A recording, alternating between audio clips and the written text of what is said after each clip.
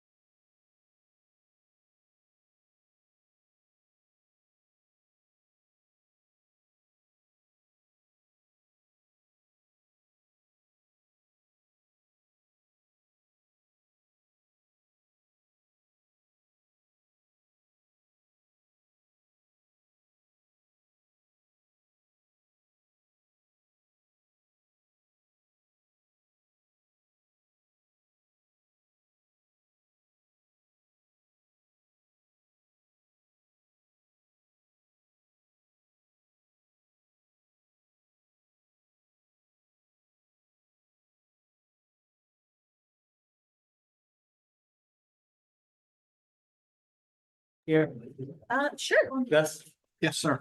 decide. All right, let's do it. Good evening, good evening, good evening, everyone.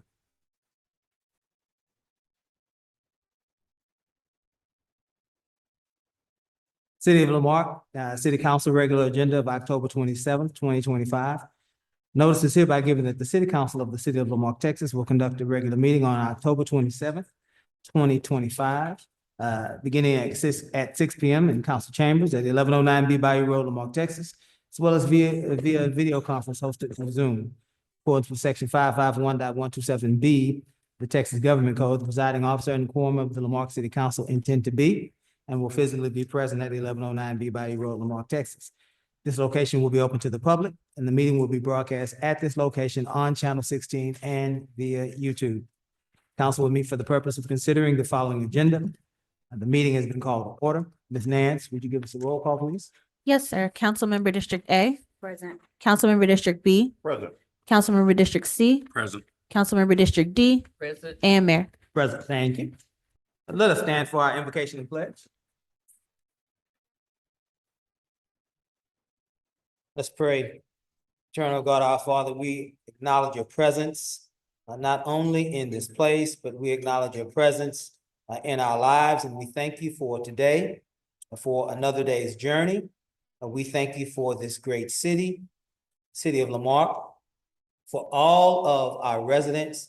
We thank you, God, for each elected and each appointed official.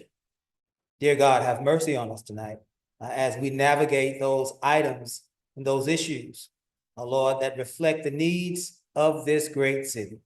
Lord, bless us with wisdom and courage, understanding and compassion, that we might deliberate on what is right and align ourselves with your will for this great city. We thank you in advance for everything that you are doing even right now. In Jesus' name we pray. Amen. Amen. Pledge allegiance to the flag of the United States of America, to the republic for which it stands, one nation, under God, indivisible, with liberty and justice for all. Thank you, Ms. Yancey. We now have presentations. We have 2 proclamations and 2 presentations. Are the folks from WISE Awards here? That's us. That's Miss. That's Ms. Holly, you're doing No, the present? no, that's Miss Griffin and Ms. myself Griffin. Okay, so you all are here then. All right. and Mr. Just wanted to make sure. Yeah. All right, our first, Shannon's here too. Shannon's here too. Shannon. Shannon, Yeah, bro, are you a WISE person, Shannon? is Mr. Bach here? We're not there yet. I just want to make sure that we. Oh. had everyone. Is Mr. Bach here? No. The first proclamation. No, we're not there yet. Come Oh, good. I was just making sure. Oh, yeah. That we had folks here. Yep. I didn't mean to get everybody in the skirt. Good. All right, good to see you. The first one is for Chief Randall Argon. Look at you in the.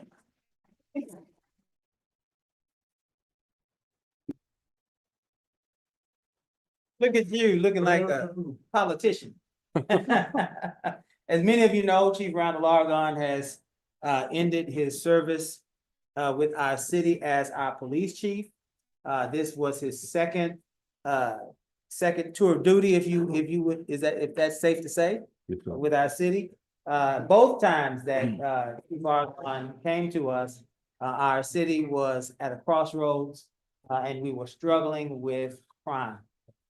In both of those occasions, Chief Argon, who has spent his career in implementing the community-oriented policing. Why he was here the first time, we found him from what was it Arkansas the first time? Then City Manager Eric Gage found him all the way in Arkansas because of this philosophy. And it worked in our city. Crime was reduced significantly in his first tour. Second tour, many of you remember, we struggled with gang and gun violence. He was brought back here and he served many roles. Interim city manager, he was a consultant for a time to our police department, and he settled in for a second tour as chief. Again, high crime rates, went down because of community-oriented policing, and Chief Randall Argonne's vision, for community-oriented policing in our community. And so today is, a great day, to honor him, but a sad day for us, those of us that have worked with him, knowing that he has moved on to the next level of his life, next phase of his life, retirement. And so we wanted to honor him today with a proclamation. And this proclamation reads as follows. Office of the Mayor for the City of Lamarque proclamation. Whereas Chief Randall Argonne has devoted an extraordinary 42 years to civilian law enforcement, including 32 years as a police chief in 6 states, demonstrating leadership, dedication, and steadfast commitment to protecting and serving the public. And whereas Chief Argonne first served the city of Lamarque from 2009 through 2014 as Chief of Police, Emergency Management Coordinator, and Director of Public Safety, overseeing the city's law enforcement, emergency management, and fire department operations with distinction and professionalism. And whereas his educational achievements and contributions as a management consultant, criminal justice advisor, and educator, which includes teaching management, economics, and criminal justice courses for 35 years, reflect the lifelong pursuit of excellence. And whereas since Chief Argonne's return to the city, the Lamarque Police Department has earned state and national acclaim, including recognition as the 2022 finalist and 2024 statewide winner of the Texas Municipal League's Municipal Excellence Award for community-oriented policing, as well as honors in 2024 All-America City by the National Civic League, and a recipient of the ICMA Community Health and Safety Award achievements, reflecting the success of his tremendous contribution to the Safe City Initiative. And whereas Chief Argonne's integrity, wisdom, and compassion have earned him the respect of colleagues, the trust of a community, and the gratitude of those he has mentored and led.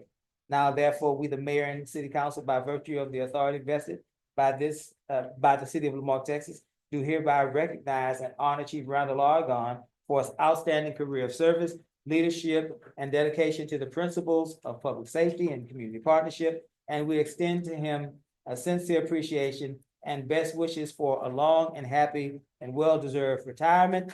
And on behalf of the city council and the great citizens of the city of Lamarque, we declare October 27th, 2025, Chief Randall Argonne Day in the city of Lamarque. Let's give Chief a round of applause.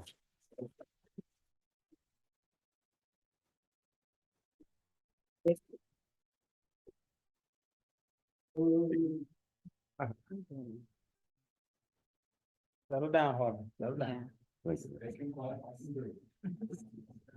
Speech. Guess I'm off today, being that it's my day, right? Anyway, Mayor, thank you for this, and council, appreciate it. Ms. Holly, thank you. I must, I've been, like you said, 32 years as a chief. I must be a masochist to do that. But anyway, it worked, and 42 years as a cop. And I always say this, you've heard me say it a million times. All of this, it wasn't me, it was all of my staff. The officers who I call warriors and your warriors and guardians. And it was all of them and my amazing civilian staff we have under the conditions we've been dealing with the buildings and all that. They're amazing, and this is very important to me, Mayor. Thank you for doing this. Every day is a Saturday right now. I got to get used to that. And so with that, I salute you, Mayor. Thank you for your sending me Thank you off for your with this. service, Chief. Thank you, council. Absolutely, absolutely. Let's give Chief Argonne one round.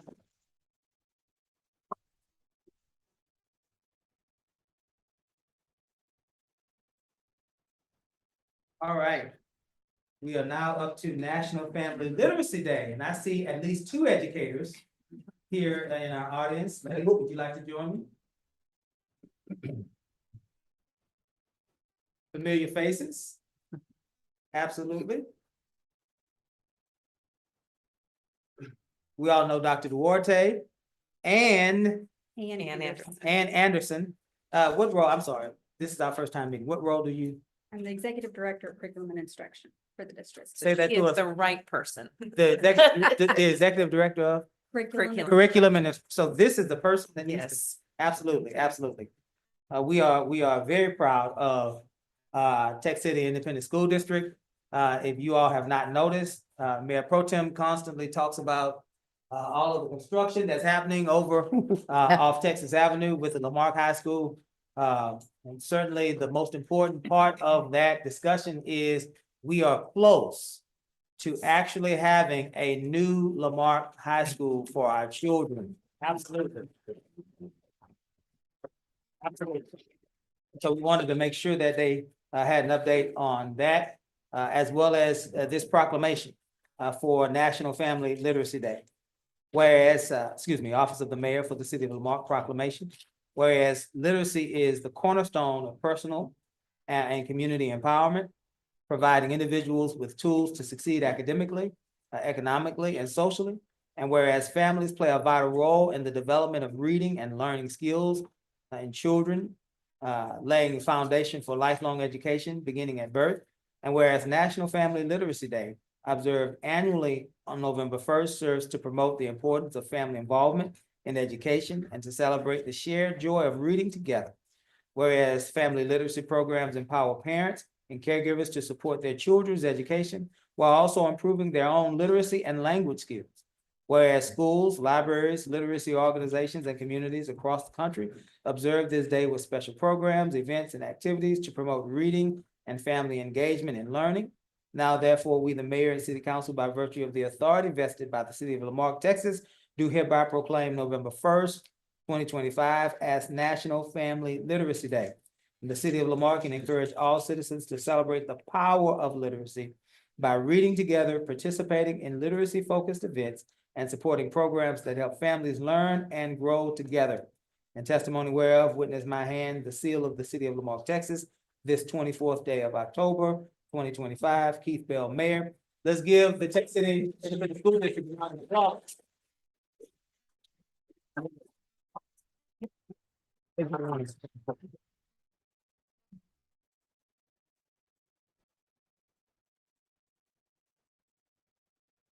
Uh-oh. I'm hanging up on my board vice president. Wait.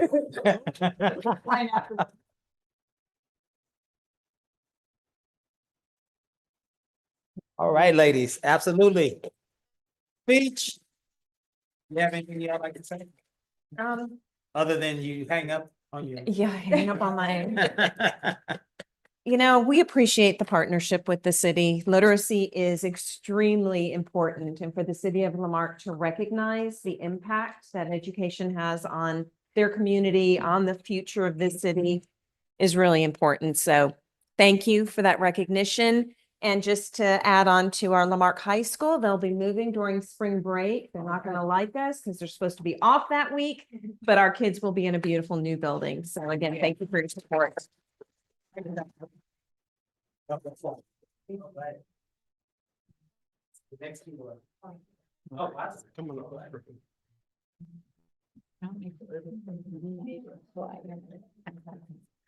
Mayor Pro Tem, Councilwoman Griffin, Mr. Grove, you all are summoned to receive this WISE Award. I do mind. No, I'm just kidding. Where's Miss Alice? Where's she? Hey, Miss Alice. How are you? You want to take this over, Joe? Okay. Come on, get in the middle. Mayor, as you know, when we first came together on council, it was important for us as a city to get out and promote Lamarque. So often we forget that when we compare ourselves with other communities, we're doing great things in this city. And that's the purpose here. We have in this community hearts filled with gold. And that's each of you in this room that participate, that are here, that bother to come out to participate in our boards and commissions. And part of that is these two awards that we have. This is a continuation of awards that we received in 2024 as well. And you might say, Councilperson Griffin and I have been up at the Houston Galveston Area Council religiously these past 2 years in terms of receiving these awards. And they're important because also Miss Alice Ashley has been a very, very important part of this project in terms of submitting, gathering the information, and making sure that we're monitoring the statistics that are necessary to receive these awards. So the award ceremony took place at the offices of the Houston Galveston Area Council, and the presentation was made by the Director of Community Environmental Planning for the Houston Galveston Area Council, which is a 13-county area, by the way, Council of Governments. And Lamarque received the first award recognition for the, let me find it here, Miss, a completed effort, the Arts in the Park, for a program that for which we only spent less than $200,000. And so that's this one, this particular one. And former vice chairperson of the of our Parks Board was greatly involved in this effort, and she can speak a bit more about this particular Arts in the Park program. Please, Ms. Griffin, don't be so shy.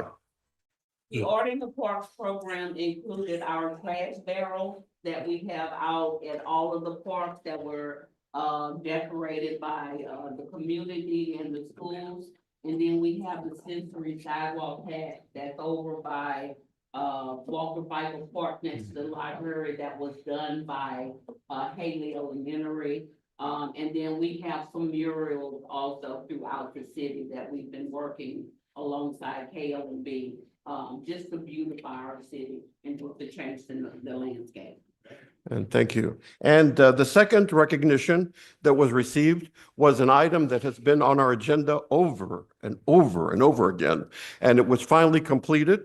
I think this project first began probably 2019, what was it? 2020 Is your- in 2020. And I'm sorry, I'm living in 1900, right? So this is a special recognition for expanding access to natural resources. And that's the completion of the Mahan Park boat ramp expansion. As you know, those of us that grew up in this area, we used to have free boat ramps all over the place. We just go and put on our boats. Well, that's not the case these days. You have to charge. There's charges to put in your boat. And Lamarque is proud to say that we have a free boat ramp where you can go in and enjoy fishing, enjoy nature, go out and visit Mahan Park. And Mr. Bro, our Public Works Director, who's also in charge of our parks, I'd ask you to extend that invitation and talk a bit more about Mahan Park. Yes, sir, for sure. I know we're all very excited that this park or this boat ramp finally happened as we patiently waited, sometimes impatiently waited for the project to get done, but we were finally here. It is open. I was just out there the other day. It's very beautiful out there, especially on a nice sunny day. So even if you don't have a boat, they have a bunch of picnic tables out there that you can just sit down and just have a nice day. We have the same over at Highland Bayou, but sometimes it gets a little crowded. That's a little less crowded. Also, I do know there are some concerns. I've seen it online myself about maybe the water quality because of the treatment plant.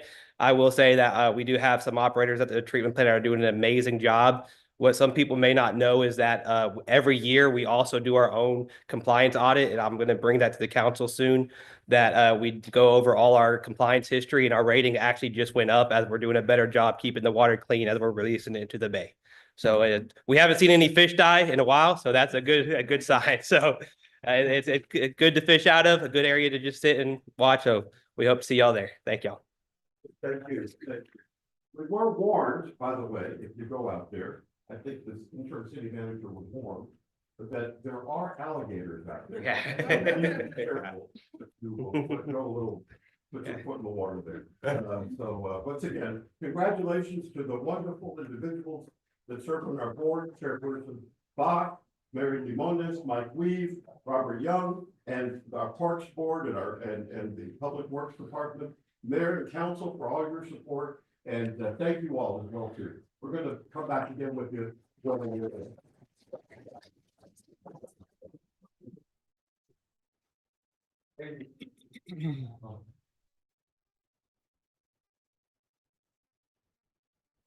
Who's taking these awards home?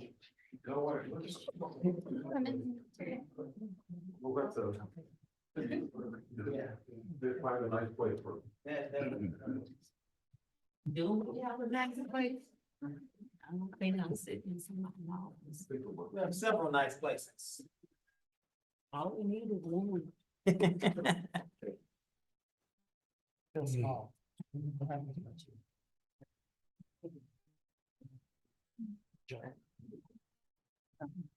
Uh-oh, there it is, all right. All right, we're now at our presentation for finance update. This finance update was originally given to us last meeting, but we suspect that many of you all were asleep because it happened around 10 p.m. And so we asked Mr. Ferguson to come and bring this same report, and I'm sure he has in addition to this report today while we are all still up and woke. Mr. Ferguson. Thank you, Mayor. Yes, as we discussed in the past, we are very committed to addressing all the citizen concerns about everything that's going on, and we are very committed to transparency and ensuring that everybody can find everything from a finance perspective online and without needing to come through us. It'll all be out there. So as part of that, what we've done is we have released the first batch of documents for fiscal year 2025.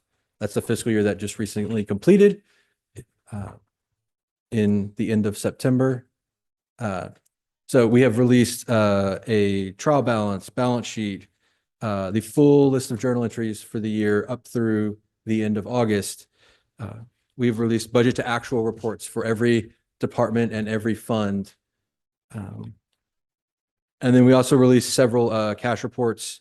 The full check register are all out and available online. Any citizen can go to our website, the city's website, and find any of those documents and review any of them at their pleasure. It is also a good thing to do if you're struggling to go to sleep. You're welcome to use that as a method. Just make sure to give the city credit for that because we want all the credit we can. Beyond that, we have provided, I believe this is also on the website, but if not, it's also up here at the front, a document that summarizes all the different reports, what they're used for, and how to read them to understand what it is that you're actually looking at. This document also does contain all of the bank balances as of our last meeting. I have not updated it to keep it the same as the last presentation. But these are all of the bank accounts and bank balances that exist in the city that we are aware of. If somebody knows of a bank account or anything that is not on this list, please call me. I need to know about it for what I hope are obvious reasons. So beyond that piece, the other big thing that we wanted to present and talk about that we talked about last time is we have created a tracking sheet for many major projects that are ongoing in the city on the finance side. It is also available online. You can go and click in it. It is a spreadsheet that has multiple tabs. Those tabs track different things. I'm going to try and remember this in exact order. The first tab tracks the status of all of the reconciliations that need to be done to catch us back up to the end of the fiscal year that just ended. The first of those is actually reconciling our audit to what is in the system for the end of the last fiscal year. We have to have some place to start, and I don't want to start at the founding of the city. So we are using our confirmed audit as the place to start for that. Once that reconciliation is done, we will then begin working through all of the reconciliations to get all of the funds, our AP, our AR, all up to date. All that is tracked on that spreadsheet in pretty painstaking detail. So as we make updates on that, you will see all of those pieces updated.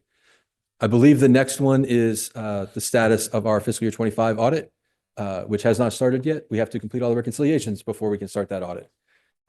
So that when you go in and look at those pages, you will see how many audits there is to complete. And also just know that that list is not every reconciliation. A lot of those reconciliations are bound together in groups because I couldn't type enough to do all of the reconciliations individually. In addition, we are also tracking all of the 5-year penny to penny review that was requested by Mayor Bell. So the progress on that, as that progress happens, is being tracked on that spreadsheet. Anybody can go in and look at all the different places that are being looked at and how we're progressing through those things. I break it out in a way that I think people will be able to understand cleanly, but if not, let me know and we can always work to break that out more cleanly. The next thing that we're tracking for everybody is audit findings and responses. So all of the audit findings from this last audit that was presented 2 or 3 meetings ago, I forget exactly which, will be added to that spreadsheet. All the recommendations from the auditors will be on there. In addition, all the responses from the city, the timeline for the implementation of those responses, and the progress towards the completion of the implementation of those responses will all be tracked on there as well. So the citizens can see what we're doing to address all of those issues. Right now, it is just 2024, the audit that was just completed up there, but we will add all prior year audits up there as well, so citizens can see all of the findings for at least the last 4 years. And then if they want us to go back more than that, we will as well. Anything that is a repeat finding, we'll also make a note of on there. That way you can track what the current implementation of the way to address that is. If there's anything that was original on there that didn't make it into the most current audit, I will look at it and either provide a implementation or an explanation of what was done to address that issue in the past. The last area tracked on the spreadsheet is one that we've met about twice in the last week. If you've come, we really appreciate it. They've been both excellent sessions. We have had informational sessions is what we're calling them, where staff from the city is coming and presenting information to help understand and work with citizens towards specific goals. So the first 2 we did were related to forensic audit. It's something that a lot of citizens have requested. And so in listening to them, we sat down and talked with them. Those sessions were extraordinarily well. The first one was almost 4 hours long. A lot of good information was shared. We were able to sit down, me and a single citizen one-on-one, and literally just talk about all the things they wanted looked at and try and convert them into scopes, talk about the best way to address those issues, some of which is not a forensic audit, some of which is getting more information and then doing a forensic audit once we have a better idea of what the real specifics are, right? So we really worked through those areas. We've identified a lot of things that people want to know about. That list is going to be updated based on the information from these 2 meetings. In addition, there is a priority piece of that where I will go in and put my own expertise to use to try and prioritize them in terms of value of money, time, cost, all of those things. Once that is done, which should be in the near future, we will then work with citizens and council to bring those into the creation of an RFP for council to consider. And for small things or big things, if people want me to do those when time permits, then I will do those as well. But then once that's done, then there'll actually be an RFP and we'll move forward as that process goes along. But we do want everybody to know that we are extraordinarily focused on trying to make sure people can see what's going on, have access to all the information, and that they are not restricted in anything. The only things we are not divulging are things that we are legally not allowed to divulge. And on those, what we are providing is aggregate information. So there's certain items we can't divulge. On those, we have provided aggregate information, again, included in the document summary. So we are trying to do that. If there's anything else that you want that you have not seen, please let us know. We're happy to look at it. We know it doesn't look very pretty right now. One of our goals is to convert it into a pretty format where you can pick your fiscal year, and then that'll open up its own box. And then within that box, you can pick what type of thing you want to look at. Do you want to look at budget to actuals? Do you want to look at trial balances? Do you want to look at journal entries? Do you want to look at cash statements? And you'll be able to drill down how you want to drill down to find the thing you want to do. Once fiscal year 25 is all up there, we will then start working on backfilling prior years. Our current plan is to go back to 2020. If at that time there's more desire to go back further than that, we will do that. But our goal is for everybody to have all the information that we can possibly give them out there and available to all citizens. That way you can see exactly what is there. Like it's, if you have questions about it, which I'm sure you do, because even I have questions about it sometimes, we are here to answer those questions. You can reach out to me or to the city manager, Ms. Holly, and we will forward those questions to where they need to go to provide answers, most likely to me. But we will do that. The other updates we wanted to kind of give a quick update on is we have been in communication with several lenders working to try and secure the tax loan that was part of the plan. Those lenders have told us that they are still not confident in the city's position and want to see more cuts, at least identified. So we are starting the process of working through those additional cuts. So that's not implementing the cuts, that's just identifying them, being able to say, this is what we anticipate, this is what we think it could save, and providing them, reasonable opportunities. In addition, they are always looking for us to provide additional sources of revenue. So as we identify those, we are providing those as well. But we are actively working with them on that part of the process. Are there any questions? I know that was a lot of information to go over quickly, but I didn't want to have a 5-hour presentation. I want everybody to be able to go home tonight. It was over 1,200 pages that you provided. It was almost exactly 1,250 pages of information printed out. Yeah. Online. It is all online now. Yeah. Okay, council, this is a presentation. We're going to open it up for questions, but let's remember this is a presentation. And so this will only be one round. And so when it gets to you, ask away. When it leaves you, you won't be able to ask again. Any questions from anyone? Mayor Pro Tem. The monthly financial reports are still absent. You said that you were going to be working on those that are required for us to see every month. And Yes, you were provided them at the first meeting of this month, and September's through August. That was part of everything that was presented was everything for the year through August. That was what was presented. Because the posting, what I'm looking at is the posting for purposes of the on our website under monthly financial reports. The last report that's posted there is April 2025.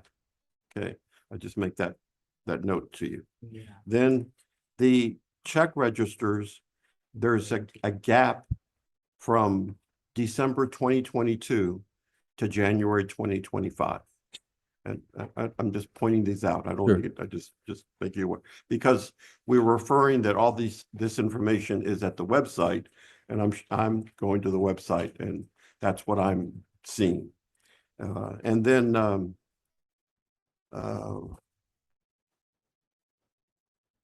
this item of items that are, first time I've heard anybody say this, items that we're not legally permitted to divulge. And Gus, I don't know what that means. So an example would be our outstanding checklist. People who have not cashed checks that we have written to them. Okay. We cannot provide that because individuals could call them up. That could result in all sorts of additional actions as a result of that. The concern is if you all put what checks are out there, people will start calling you and saying, I'm this person, send me that check. Oh, in that context. Yes. Okay. All right. but ultimately, they're all posted at some point. The check register shows every It's check. registered. We just can't tell y'all which ones have been cashed and which Cash, ones all right. haven't. Yes.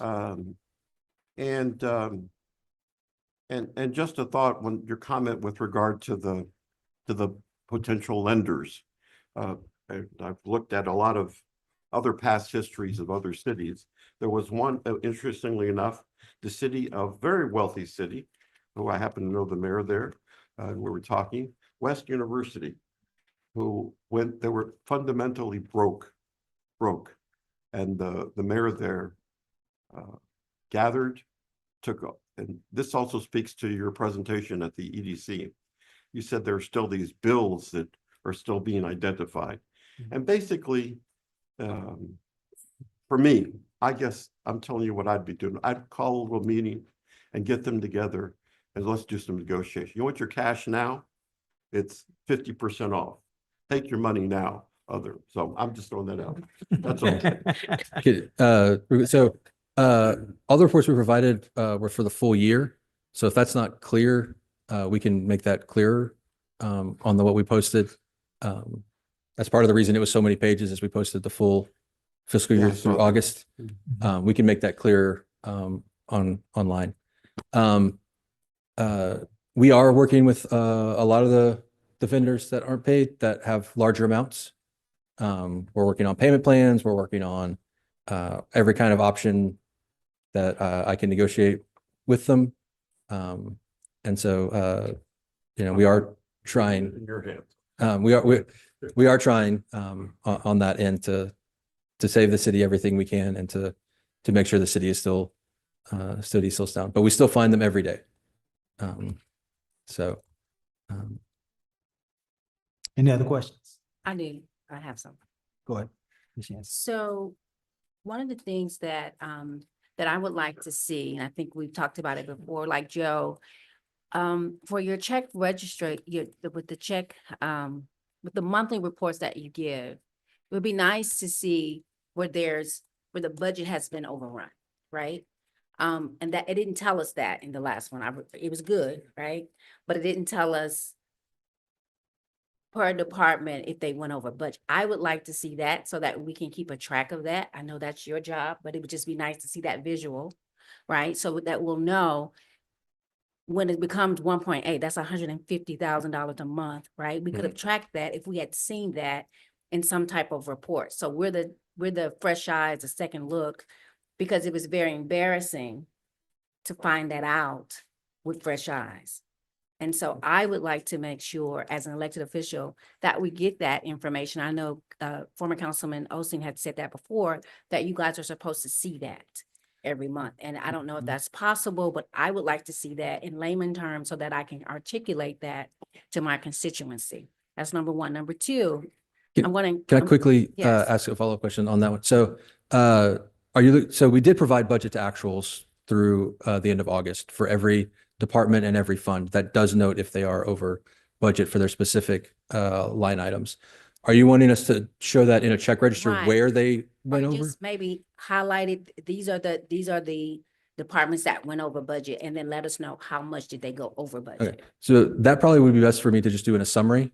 Okay. Still provide all the backup detail, but then create a summary that says these are the departments and line items that are Right. over budget. Yeah. Um, Just police went over budget by $50. I don't know, or HR went over budget by $100. Something simple, doesn't have to be hard.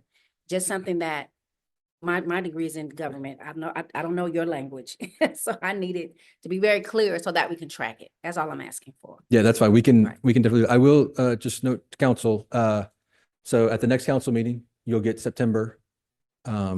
It'll be mostly done. The end of the year always takes longer to close. There's always Right. a bunch of extra year and things, and everything will be the best we can at that time. But that's when you'll get September is at the next council meeting.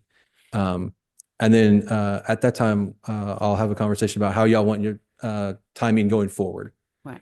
Right. The first council meeting of a month is too early to have reports for that month, right? We still getting a lot of bills for the prior month. We're still recording things. It's not going to be an accurate representation. So if you want the prior month, it needs to be the second meeting Right. That's in a month for reports. If you want them a month and a half behind, they can be at the first. So that's kind of the decision that y'all will have to make just from a timing perspective, and either is fine. We're open. We just, you know, we wanted to get y'all everything we could right away and then kind of work to clean it up. So secondly, Yep. the other thing that I would like to see is the revenues, the expected revenues when they don't come in, right? If there's the expectation that we're supposed to have this amount of money come in, do it for court fees, whatever. And I would like to know when we don't meet that expectation on your report that you provide for us. So we'll know, we expected to get this amount of money this month. We didn't get it. We got this. So then we'll know how to ask those questions. Like why is this, Lord? Like when we had the budget meeting before, in the area of code enforcement and, permit fees were rather low, substantially low. And that was you guys weren't here. That was in, I believe, May, when we had that financial retreat. So it would be nice if we could get some type of, you know, this is how much revenue we got in. We expected this much, we got this much, so that we can track that. Sure, we can do that in the same summary as the Since we've paid budget to actual. $800,000 for this financial software, right? We gotta be able to do all. It can do a lot. It can't do everything, but it can do a lot. Yeah, that seems easy enough to me, though. Yeah. Number 3, have we contacted HGAC to talk about some issues when it comes to the financial workings of city government? Let me tell you, a lot of cities are going through what we're going through. They're close to it. So a lot of people are watching what we do, right? Because the Harvey money is gone, the COVID money is gone. And so we're not back to fees and fines and taxes. Yep. And so we've got to be innovative, and we've got to partner with our coalition partners, other groups to find that money, because people are mining, right, for money to make, because everything is going up because of inflation. So I encourage you to get in touch with HGAC. Joe is our representative for that. And I've been talking to some of them about trying to find those other resources to help pay for it. So HGAC, Houston Galveston Area Council, which is one of the strongest councils in the nation. So those are my 3 things. So if you could do those 2 things, Ms. Barbara. Yes, ma'am. And then get in touch with HGAC and see what even have maybe a meeting with them to see what we can do. The other thing, number 4, we're talking about the banks. And I don't know, are we talking about local banks? Are you trying to find loans from local banks? So we've presented every bank. Most of these are not local, right? A lot of our investment institutions are national banks because they provide the best combination of security and interest rate return. But any bank account that we have not included on this list, we would want to know about, because that means there's money somewhere that we are not. So have you aware of. gone to For the several loan. banks for the loan? Oh, for the loans, we have, so we put an initial round of information out to numerous banks through our financial counsel, Brad Engst. And then that group kind of got back a bunch of information for us, and we are working and have sent out just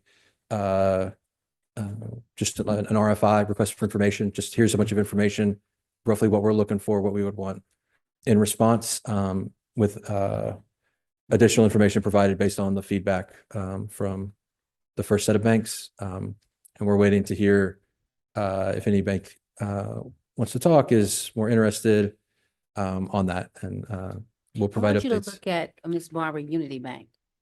Contact Unity Bank, perhaps. And let's see about that.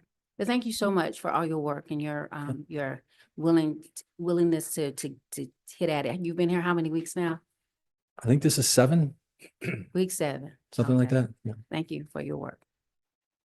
Yeah, And Ms. Yancey. Yes. Anyone else? I was just going to answer the Mayor Pro Tem. It looks like everything's under the fiscal year 24 financial transparency report rather than being broken out into the check registers, but we can take care of that, because if you look at the transparency report, it's got all of those documents, but we'll get them broken out into the categories that you're used to seeing them. Yeah, I agree that they're there, but a citizen looks at, or anybody Yes, sir. looking at, goes Right. immediately to the Yes, sir. categories that are there, right? Yep. And that's where I'm going. Yeah. category. We'll get it cleaned up. I just wanted to get everything out there. So Yeah. that was the first priority. Yeah, thank you for that. Anyone Okay. else? I'm sorry, Mayor Pro Tem Kim asked some of the questions I had, so it was about the budget to actual and the updated reports still not being on the site. You good? Yes, good. Did you have something? Yes, sir. First of all, I want to say thank you for having the audit meetings with the city. I know you're taking a lot of brunt of this stuff and you weren't here for prior decisions, so thank you for that. I know it's probably quite overbearing. So thank you for doing that. And then the second thing is, you said the loans are a no-go. They need to make cuts. What kind of cuts do we got to make? What were they? So they did not specify. They just said reduce expenses. There was no specification. It was left up to us to help identify what those potential cuts would be. So we are looking at that. As always, if anybody has any suggestions, we are always open to hearing them. We have started the process of kind of looking through what still exists that can be cut.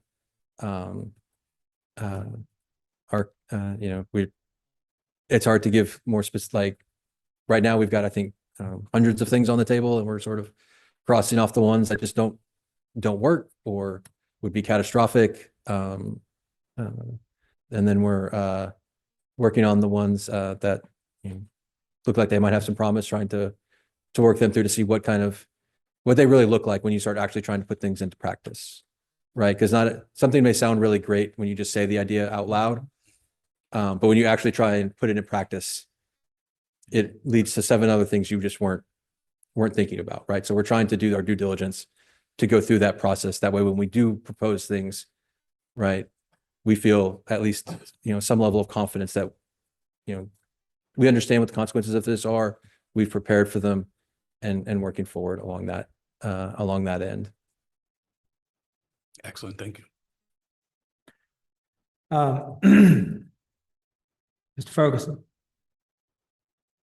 Couple things.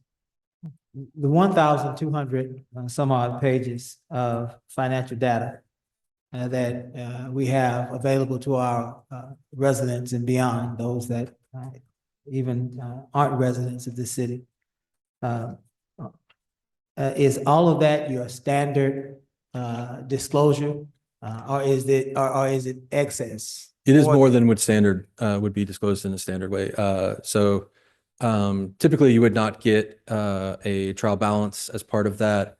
Typically you wouldn't get some of the cash reports that we gave. Typically you would get check register, budget to actual, a singular cash statement, not multiple. That would kind of be the big 3 on a standard scale, but we tried to give everything. So balance sheet, we tried to give the whole 9 yards. There's still some pieces we're working on to try and come out for 25. So one of those that we've talked about is we're working to try and provide all credit purchase card payments for fiscal year 25. We got to ensure that doesn't violate any disclosure rules or it doesn't have anything confidential on there that we can't disclose. So we're reviewing that right now. But that's one that we're working on and hoping to be able to provide in addition to what we've already provided. But we are going over and above because we don't want anybody to feel like there's anything that is not there. Yeah, you read my mind on my second question. And the second question is, what then, Mr. Ferguson, Ms. Holly, what is the motivation for going over and above in this effort to reach a level of transparency that has not been seen in this city for quite some time? What's the motivation? So I don't want to inherently speak for Ms. Holly, but I believe we both believe that Lamarque is amazing. It's full of amazing people, and they deserve to see everything that exists, right? If they can see it, they should be able to see it. And if they want to take the time to go look through it, they should be able to have that ability, right? There's clearly been some trust loss between the city and the citizens and the city and council. We are trying to do what we can to address that, to fix that. And if that means going above and beyond, then that's what we're going to do. And so that's sort of the big driver. It's why we're having a lot of meetings. We just had the two forensic audit ones. We already have two scheduled for this next week related to an item later on in the agenda. We also have two scheduled in December to help citizens understand how to read their tax bill. Something a lot of people don't fully understand, but it's super relevant in December, when you're getting ready to pay your taxes for the year. And several others that we're working to try and come out with. We're really trying to rebuild the trust, rebuild the connection. We want a lively and active and cooperative relationship with the citizens, with council, with everybody. And this is the best method that we have come up with to do that. And so along those lines, since this, we are in a season of extreme transparency, have you had an opportunity then to look back at perhaps the previous year or two or five to analyze the information that was provided to the public and to this council by those financial directors? I have not spent any significant amount of time looking at what had been done in the past in that regard. Most to nearly all of my time has been spent on right now, making sure I can keep the city alive, get it stable, and then instituting controls and processes so that we can ensure that these things don't happen again. That's where my focus and time has been spent. We've looked at like some very high level stuff, but nothing in detail. We just felt that, and if council disagrees, we're happy to take that advice, but we felt that securing the city's continued existence and then ensuring that going forward, it's, set up well and stable is the more pressing priority. And so that's where our focus has been. And there is a limited number of hours, again,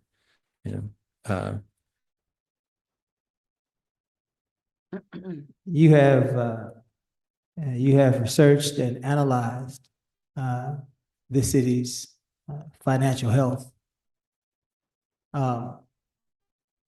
You have had an opportunity also to understand this council, previous council's actions as it relates to finances. In your research, two questions. In your analysis, do you believe that this community and previous councils to this one and this current council was provided with accurate data, adequate data to make informed decisions about our community's financial position? Do you believe we were provided with adequate information? So I think the best answer I can give to that is, given my lack of faith in the numbers that are actually in the system, it would be very difficult for y'all to be provided with accurate data, given that that data is not in the system. Sorry, what I mean by that is, the current data, and we talked about this, the current data in the system isn't accurate. We know that that's why the last audit was so bad, had so many adjusting journal entries, had so many findings, right? That hasn't changed. It's very difficult to provide perfectly accurate information with bad data, right? So in that respect, I don't think, unless they were doing stuff that I'm unaware of, they would be able to provide you with accurate data. And that's a caveat on all the data that we provided as well, is it's based on what's in the system. We did put that caveat on all of it as well to say that, hey, we know this information isn't perfectly accurate. You need to take it with that caveat. In terms of what they provided, it wouldn't be what I would ask for if I was a representative of the council. But I don't know if at some point council went back and told them they don't need anything or your word is good. Since I don't know any of that happened, it's hard for me to say exactly, on those items. I can say that I would have provided more. And I would have kept you all more informed. So there was, in your opinion, and how long have you been in finance, Over 20 profession? years. In your opinion, there was an issue with the data that we were provided, the accuracy of it, the adequacy of it? Yes, and I think you can see that in the audits. I think all the audits confirm that. Have you found, before I move to my last question, have you found anything in your research and analysis of our city's financial health? Anything other than mismanagement by staff members? At this time, no, we also have not dug deep, right? We were still at the very like the high level Yeah. items. It does very much appear that there was a lot of lack of control. The example that we used in the forensic audit meeting that I think helps explain what was happening is think about your own personal checking account, right? You know how much money is in there. You know you've got bills that got to get paid later on. But sometimes when you see that one thing you really want, the bills that you got to get paid later on, you forget about them and you write that check that covers money that should have been paid for other, that you kind of set aside for other things, right? That same thing, just roll that up into an enormous scale, right? It's the same flaw. It's the same action that is the primary driver in the grand scheme of the pooled account issue. Getting into the hyper specifics beyond that, I have not done enough to speak intelligently about. Very good. Last question. You mentioned that in working with lending institutions, that they are looking for us to, when I say us, I mean the city of Lamarck, to make more cuts. I want to be clear, Ms. Holly, that you are the CEO of this city, and it is your job to make those cuts. Is that correct? Yes, sir. The only thing that we are looking at is a potential 36-hour work week, which would require the council's approval. We're vetting that now to see if that would be something that would be worthwhile.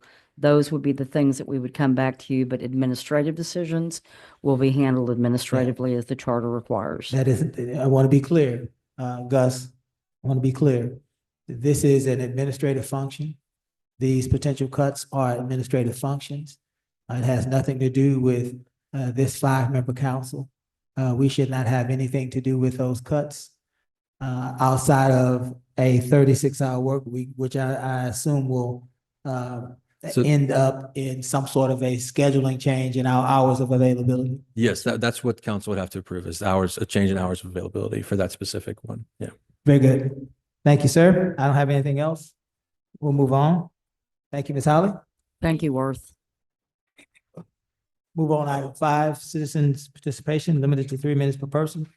Comments from the public at this time will be heard. Any person with city-related business who signed up may speak to council, limited to 3 minutes. If wishing to speak, give the mayor or the presiding officer your full legal name, the address, and the item you wish to speak about. Compliance with Texas Open Meetings Act. The city may not deliberate on comments.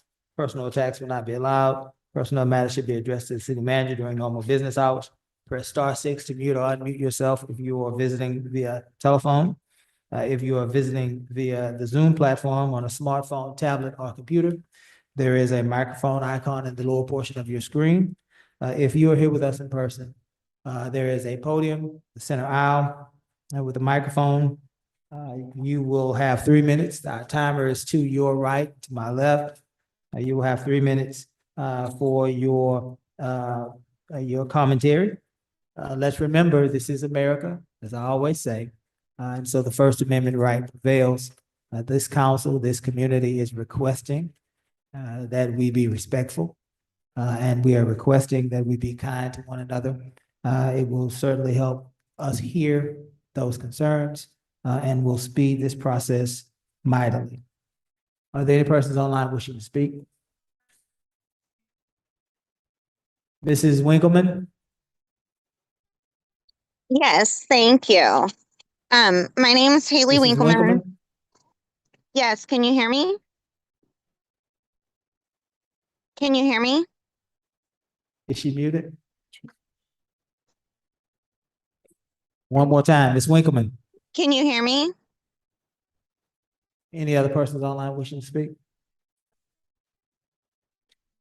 Ms. Greenwood, Yes, can y'all hear me? Ms. Greenwood, Yes. Can y'all hear me? are you muted? Is she muted?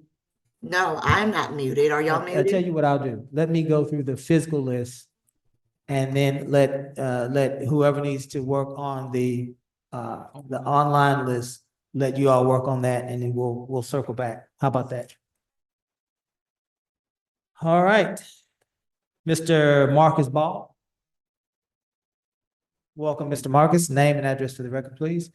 Again, as always, before you speak, Mr. Marcus, as always, please make sure that the client time clock says 3 so that you can get your full 3 minutes. Thank you, Mr. Marcus. Thank you. My name is Marcus Ball. I don't really care to share my address.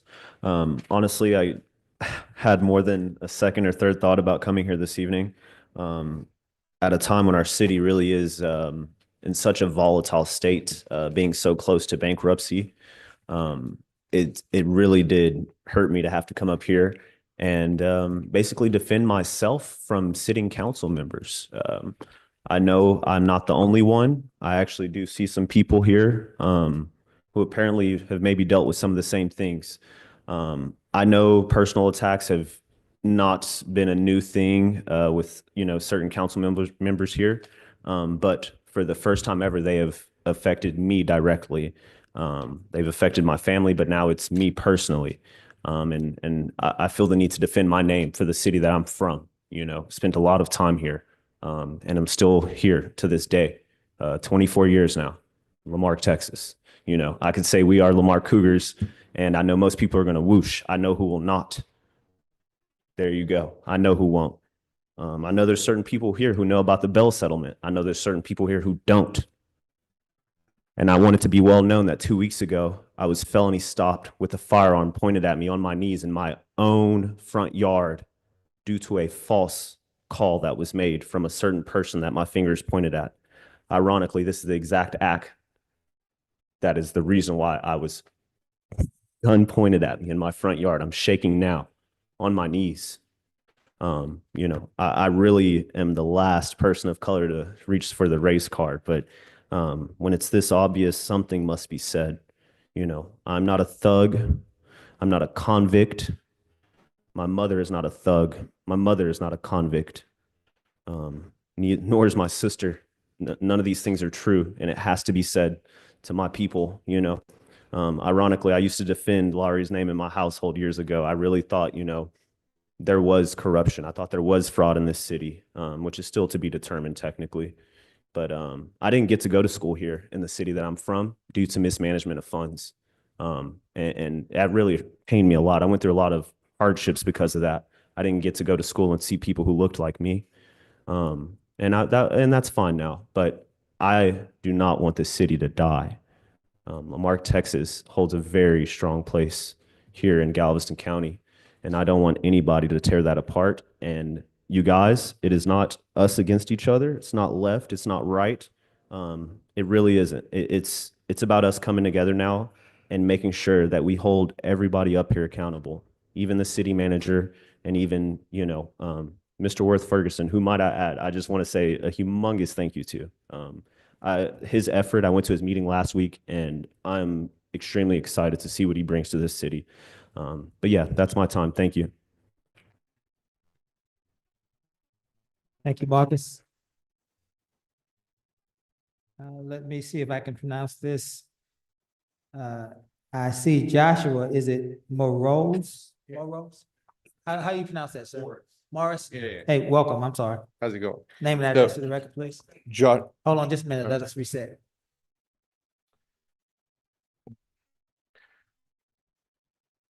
Okay, so Joshua Morris, just like him, really don't want to give you all my address. I am here in Lamarque. I thought it was a good city, and y'all have disappointed everybody, like all of y'all. The new city manager, like it's a back and forth. One lies, gets arrested. Now we've got another one, and yes, I think police and fire is, it's important. But when we're looking at 26,000 hours of overtime, paid, and most of the time it's our fire department that can't legally respond to a fire because there's only 2 guys on the fire truck. It goes down to chiefs. Argon, I really don't even know him. He was our police chief, our fire chiefs. There's some mismanagement. You're new here, please fix this and quit going broke. Quit buying stuff like he said. You see something shiny in the window, a new cop car, fix it, make them run. Like it's cities have done this before and y'all are going broke and it sucks. I want to move. And it's because of y'all. Like y'all have a choice. Thank you, Mr. Morris.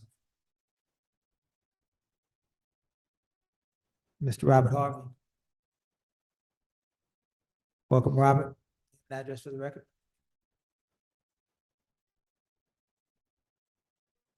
I'm not gonna give my address. He's not gonna let me redress my grievances. It's my First Amendment right. The guy hates the First Amendment. First of all, I just think it's hilarious that you guys are broke, but y'all still give each other awards before the meeting starts. That's crazy. Also, I want to congratulate the new chief of police, Rodriguez. I don't know much about you, but I'm going to know pretty much what I need to know about you real soon. Are you going to look the other way when people report Councilman Lowry's crimes like the last chief did? Because that's exactly why he resigned. He was catching too much heat for doing nothing about Lowry. And because the last chief didn't do anything, people started digging into his past and exposing him. I always say you're not a good cop unless you're willing to call out bad cops. But the same goes for a city councilman. If you call out a bad city councilman, I'll call you a good cop. I released a video today detailing all of Councilman Lowry's crimes and his wife's crimes against me over the past year or so. I have not reported those crimes yet because, one, I don't like involving the police in my life unless it's absolutely necessary. And two, I know the last chief and his administration ignored other people's reports. So I assumed mine would be ignored also. One of the main reasons I published that video today was to bring light the new chief and the new prosecutor to bring them up to speed on what's been going on instead of just listening to his propaganda that he posts on a weekly basis. While Councilman Lowry keeps spreading false accusations and wild conspiracy theories about me, I actually have proof of him committing real crimes against me, including stalking, harassment, doxing, and his wife leaving harassing voicemails. I published the video on my channel today for everybody to see. I owe it to the citizens of this town, people who have been terrorized, harassed, and stalked by this man, to bring the truth out in the open and report his crimes. Chief Rodriguez, this is going to be your moment to show if you're a good cop who does the right thing, or if you're just another one willing to cover up for someone because they kiss your ass and donate to the police department. So I'll be coming to the police department this week with my camera to report all the crimes that I published in a video today. And anybody with any logical sense can watch that video and know there was lots of crimes committed. Before I end, I wanted to mention something that happened recently. I think the ball fellow mentioned it. Councilman Lowry called the police on that man riding a motorcycle past his house, claiming he used hand gestures or they had a gun. I'm not sure which one. But if he reported that that man had a gun, that's a false report. Lowry should be arrested for it. And if it was just hand gestures, that's a First Amendment right. And the police should have never stopped him over hand gestures. I was going to give Lowry a hand gesture, but he's gone. And that's my time.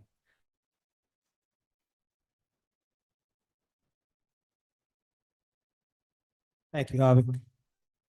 Mayor, she was going to test the sound real quickly. Make sure that they can get in. You want to test the sound?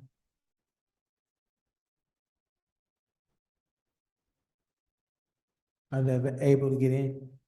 We'll circle back to them. We'll finish these. All right. Nicholas Roque. There you go, Nicholas. Welcome. Name and address for the record, please.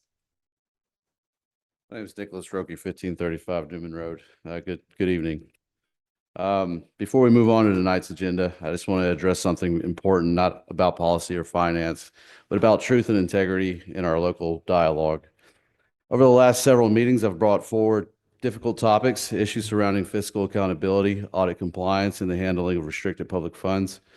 These subjects aren't glamorous, but they are essential to restoring confidence in our city government.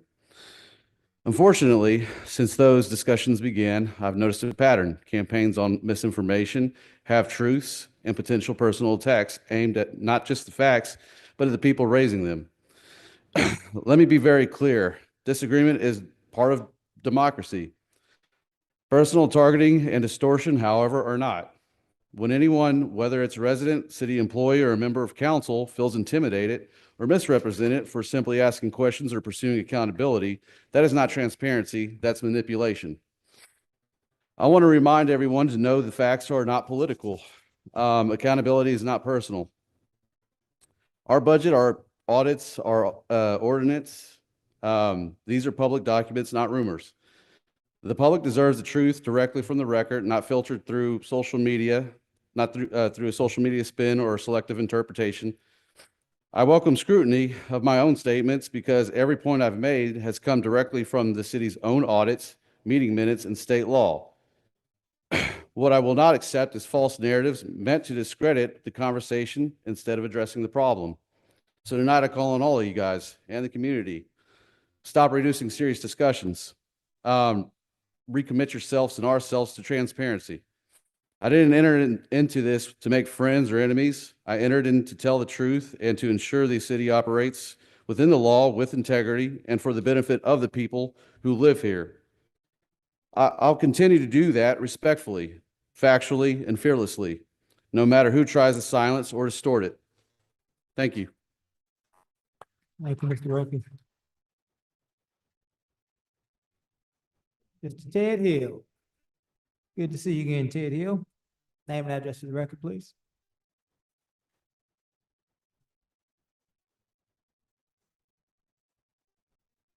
My name is Ted Hill, and I wrote down my address on the register a while ago.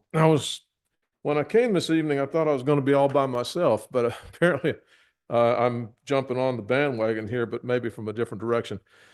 I'm a man of God. I'm not a politician. I'm not concerned too much with the minutia of running government, but to support those and to encourage those who happen to be doing that task. I have a copy of a message that I got from the Lord, and I'm going to let each one of you have a copy of it. It's the same message for each one of you.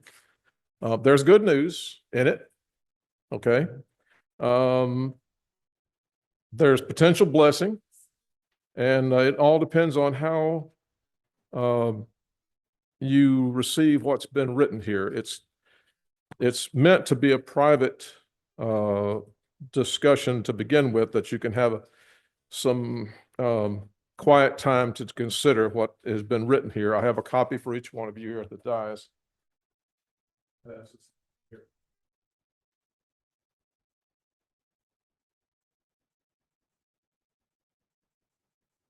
One of the aspects of the good news is that the person to whom we call out at the beginning of these meetings, he's heard. He says, "Yes, I heard it," and it's been recorded in the eternal books. So this is no joke. We're in trouble, and but he is he's willing to help us out. That's the good news. The bad news is he's mad, and if you were him, you would be too, because of all the mayhem that's been going on here lately.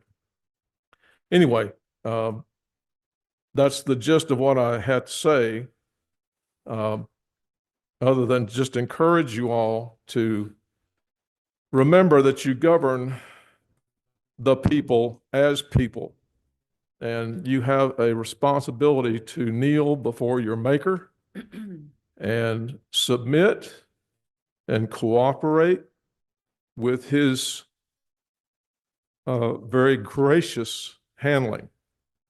He wants us to prosper. Okay. He doesn't want to beat us down. He wants to see us do well, personally and as a city. He wants all of the noise and mayhem and backbiting. He wants to bring that to a close immediately. Thank you, Mr. Hill.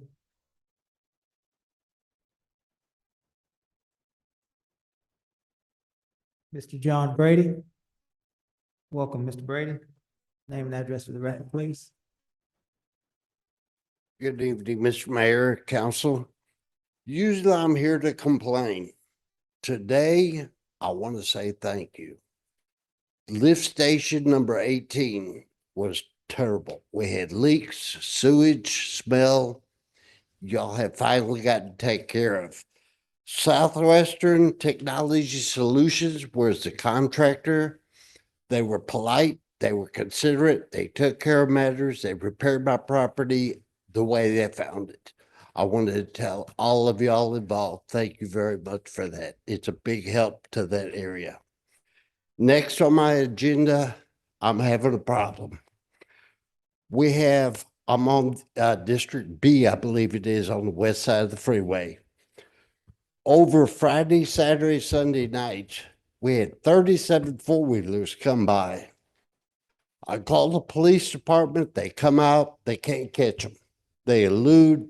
They go on other people's property. Policemen have seen them, stopped them. They flip me. They flip the police off and take off the other direction. This is ridiculous. No one in the city should have this kind of traffic. I don't know what to do. I need help. Mr. Compion, I'm counting on you to help me. This is your district. That's all I have to say. Thank you. Thank you, Mr. Brady.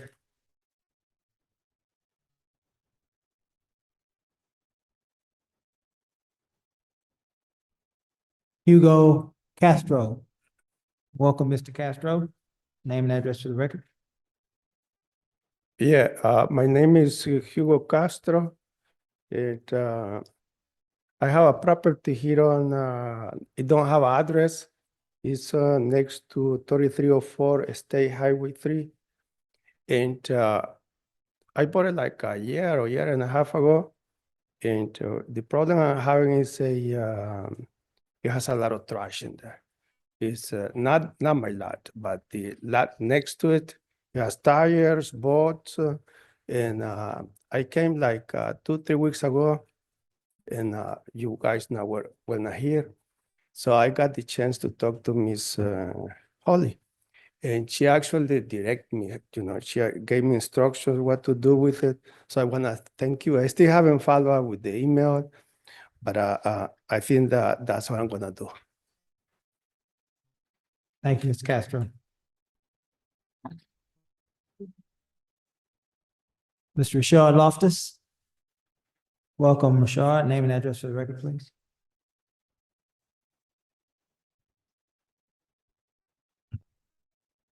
Good afternoon. I came here again today to this time around talk about some city business. Code enforcement. Do we even have a code enforcement department? Because there's a lot of stuff wrong. I've been complaining about stuff in District A for a very long time. And it's like ain't nothing happening. Ms. Yancey, this your district. And you need to do something. Because what I'm going to do is I'm going to take matters into my own hands. That's one of the reasons that I got appointed to Keep Lamarque Beautiful, because I started taking matters into my own hands and cleaning up my neighborhood. People didn't like it and I really didn't care. So now I'm at the point of doing it again because I've asked and asked and asked and I ain't asking no more. Sometimes you just got to do it yourself. You got to do the job that people getting paid to do. I'm tired of seeing Public Works ride around sometime, and I'm not saying they're not working, but they ain't working in District A. A while back, they put out this false report that ditches had got dug. Straight up lie. I seen a ditch get dug over there in my neighborhood on a certain street. But that was the only ditch that got dug. And I know why it got dug, because I know who live on the street. No other ditches got dug. Every time it rained, it's water in front of my house, grass high, in these city right of ways, piles of limbs, been there for months, weeks, probably some of them been there for a year. If I got to start picking them up and taking them to the dump myself, probably what I'm gonna start doing. If I got to start pulling out my tractor, my zero turn, start cutting these right of ways, got to start doing it. And then I'm gonna post it on Facebook and tell people that city ain't doing their job, because that's what's happening. I'm just got to be honest. You got to call it what it is. If they working, they working. But if they ain't working in my neighborhood, and I'm getting tired of riding around seeing trash, there's an abandoned boat over there on Ball Street that somebody dumped over there. I will say that every time I call Fire Chief Merriman, he will answer the phone. He will get on it. So I want to thank him for that. But there's some others in that department, I don't have no faith in them. And it ain't just District A. Miss Tanya, you keep doing what you're doing. I'm sure that the people in your district appreciate it.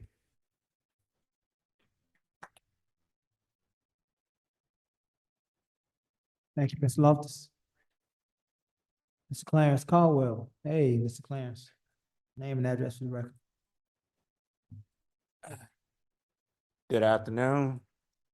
I'd like to thank the city councilman for getting Newman Road back open at the feeder where people can go about.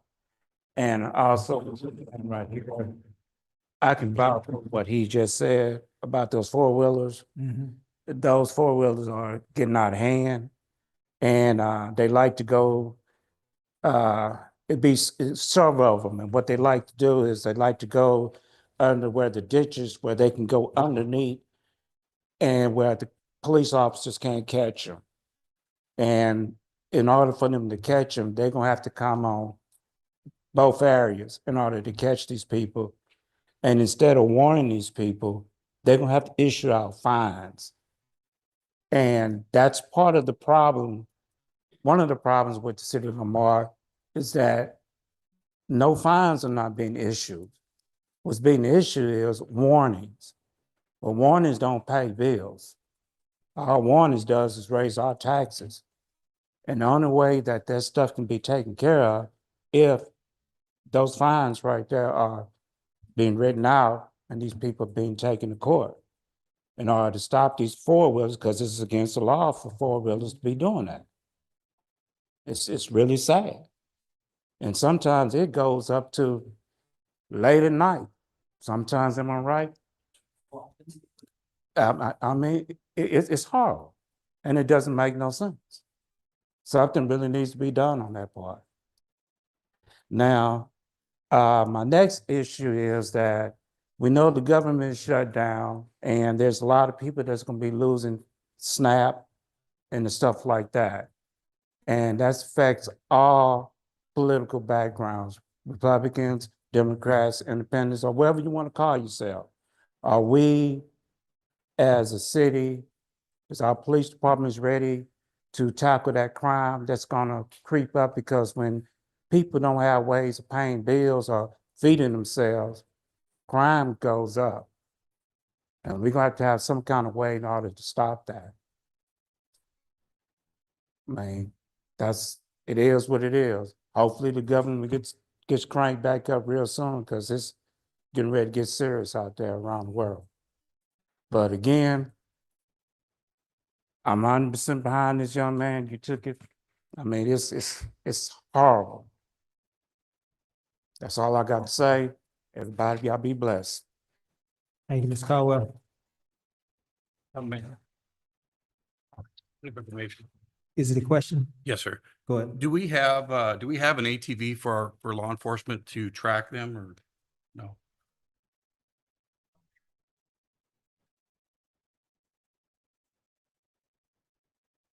Mrs. Audrey Cumby. Welcome, Miss Audrey. I know, ma'am. I know. Good to see you moving around.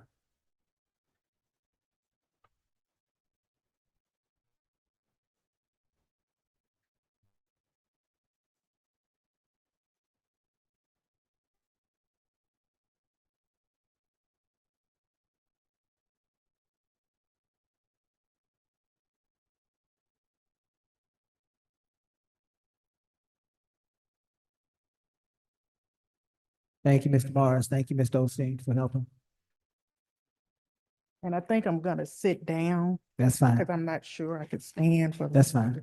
Just make sure you pull that microphone down with you, Miss Cumbie. Okay. Goodness, Kiara.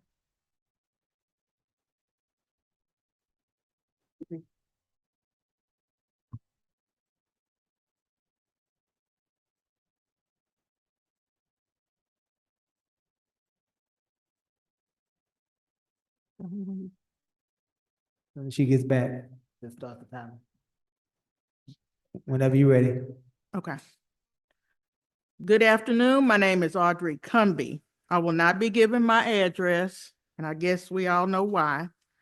I'm a longtime resident of Lamarque, Texas. My parents moved to Lamarque when I was 4 years old. My father was a football coach and a teacher in the Lamarque School District for 18 years. And my mother was a systems analyst at NASA. I graduated from Lamarque High School at 18 years old, and then I went on to college. Then I moved to Wisconsin and New York, came back to Texas for a while. Then my parents were getting older. I came back to the city of Lamarque. Okay. I'm just giving you some background as to who I am because some people don't know. So I'm letting everybody know. I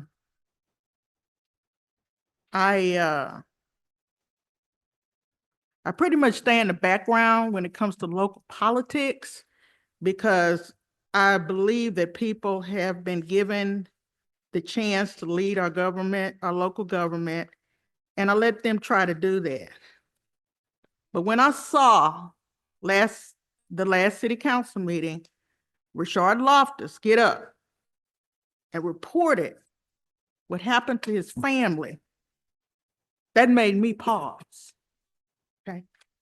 Any sitting council member who harasses its own citizens has no business holding that office.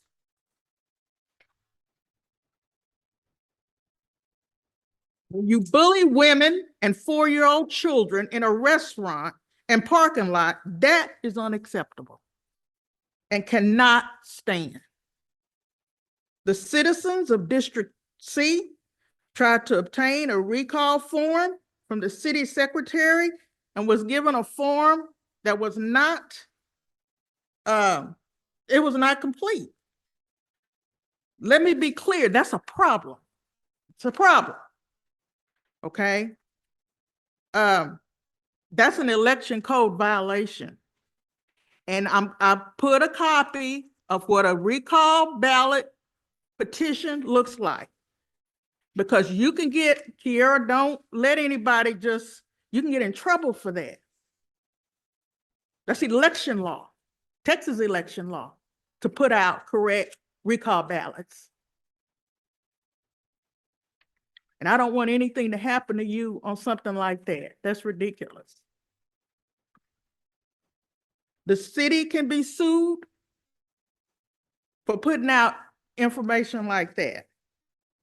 Texas Election Code Chapter 277 requires 4 components of a recall. The signature. Ms. Cumbie, your time is up. Okay. Thank you. All right. Well, the information is there for you. Yes, ma'am.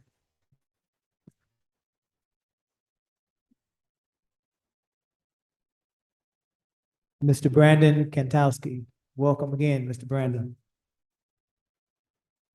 Name and address for the record. Hello, council. Brandon Kantowski. I live on Oak Lawn. There you go. Go. Brandon Kantowski. I live on Oak Lawn. Thanks for having me. Thanks for giving me 3 minutes. Mayor Bell, thank you very much for listening to me. When I brought my complaint to you, I didn't get much listening ear from your city manager over here the other day. I didn't get that much from the last city manager or the chief of police, the old chief of police. I'm up here because I've tried to report crimes. I've tried to report noise harassments, permitting issues, dangerous issues with nails. I've tried to do this. And when I've done this, I've gotten the devil's advocate back. They turned it back on me. And I just had to follow up with it, you know, just to make sure who is not doing their job. And Aragon, he wanted to play the devil's advocate. And there's other people here that want to play the devil's advocate. So hopefully I can talk to Mr. Rodriguez and we can get this thing settled. I've tried to talk to the highest sitting person here in the city to get this handled, but it doesn't look like it's getting handled. And now the lady just came up here and defamed me. Now it's all over the internet. That's wild. So if I could, Mr. Knievel, I would like to have a talk with you maybe one day. You're the protector of the city against lawsuits and stuff like that. If I could tell you the story of what's happening, maybe you can guide the city on what they need to do next. And then we'll go from there. All right. So thank you very much for your time. I do like what Mr. Hill said. This city is in trouble. It is in trouble. It seems like it's a sinking ship. And we got a Jonah somewhere that needs to throw himself overboard because we're in a storm. We're in a storm. And then Jonah's going to come here and warn the city. There is a problem. We need to repent. We need to clean our hearts. I believe it's the spirit of Leviathan, pride. That's what I've seen from police officers that don't know the law that they're supposed to enforce. And I'm not going to go into detail about it because then it'll be giving away too much information, and we don't want to do that. So there's a problem within the city. Police department is rotting right now as we speak. It's not a sign, and I don't know what is. Thank you. Thank you, Ms. Kankowski. Ms. Nance, you said that Ms. Winkleman was online at first. We couldn't hear her, so now you're hearing me. Gus, would you pass that to?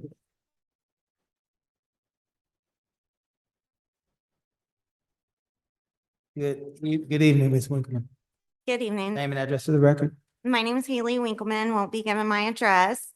Today, I am proud to announce that I finished my research project. A few months ago, I stood here and said the answer to the question of why things like this happen and how we got here.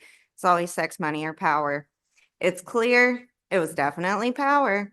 And I think by the end of this, you'll agree. I certainly uncovered collusion and a potential conspiracy, maybe even that awful corruption word. I'll let you all decide. On October 15th, I received a call from an unknown number. I was at the dentist. It was former Chief Aragon, whom I will refer to as Randall. He had called to threaten me with a lawsuit for sharing his T-Cole report and the information in it. Less than 20 minutes after I received this call, Joseph Lowry posted to social media that I was being sued by Randall Aragon. Before the city manager had checked her email, before she had checked her voicemail, before anyone knew. So guess what? An hour and a half after I turned in that T-Cole report and that information about that collusion, we had a different police chief. Isn't it great how good things can happen? So, that's the collusion right there. On Sunday, last Sunday, I discovered that one of Lowry's felony convictions hadn't been actually vacated by the court until May of 2025, which means when he applied for the council and was elected, he was still a convicted felon. Oh, so, you know, it would be a conspiracy to cover up criminal conduct to get someone elected. It sure would be a shame if this is what some people have chosen for their legacy. At this point, I'll let the investigative powers do what they do. I'd like to extend a huge congratulations to Chief Rodriguez. I've heard many positive things and am looking forward to meeting you at the meet and greet on Wednesday. I take it as a good sign that I don't know who you are. All right. And lastly, I'd ask to delay approving minutes for the meetings as they need to be verified for accuracy. I uncovered discrepancies in 2 different meeting minutes regarding 2 separate items in June and July. Things are being included that were not stated and things are being paraphrased improperly. I would like to see the city take the time to review the transcripts and ensure that the official record is correct. And that is all.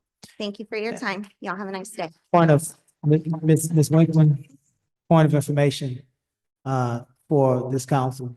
You said discrepancies in 2 on this agenda? Yes. What on are this those, agenda. what are those? Which meetings? I'm pulling that up for you right here. 7/21 and then 7/28 had issues. And then there was also one in June that had issues, but I don't have the exact date. But on this agenda, 7/21. On that, yes, sir. That's why I drove up here, was in case Zoom didn't work, because I wanted to make y'all aware and ask y'all to delay that so they could be accurate. Thank you, ma'am. Thank you. Point of information.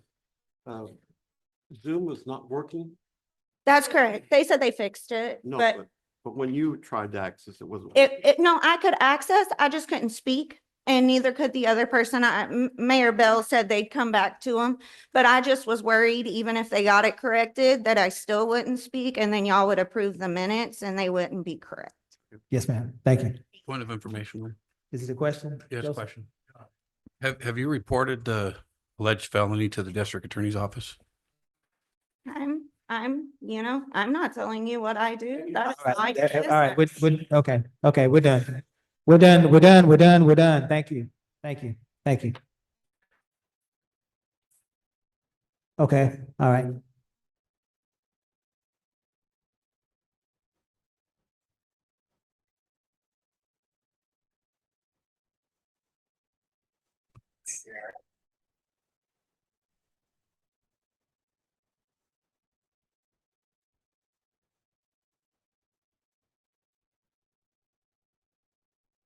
Chief Merriman.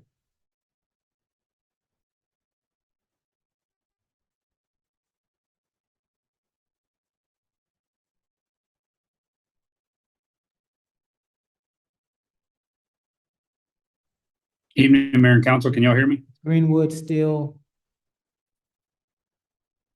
We can,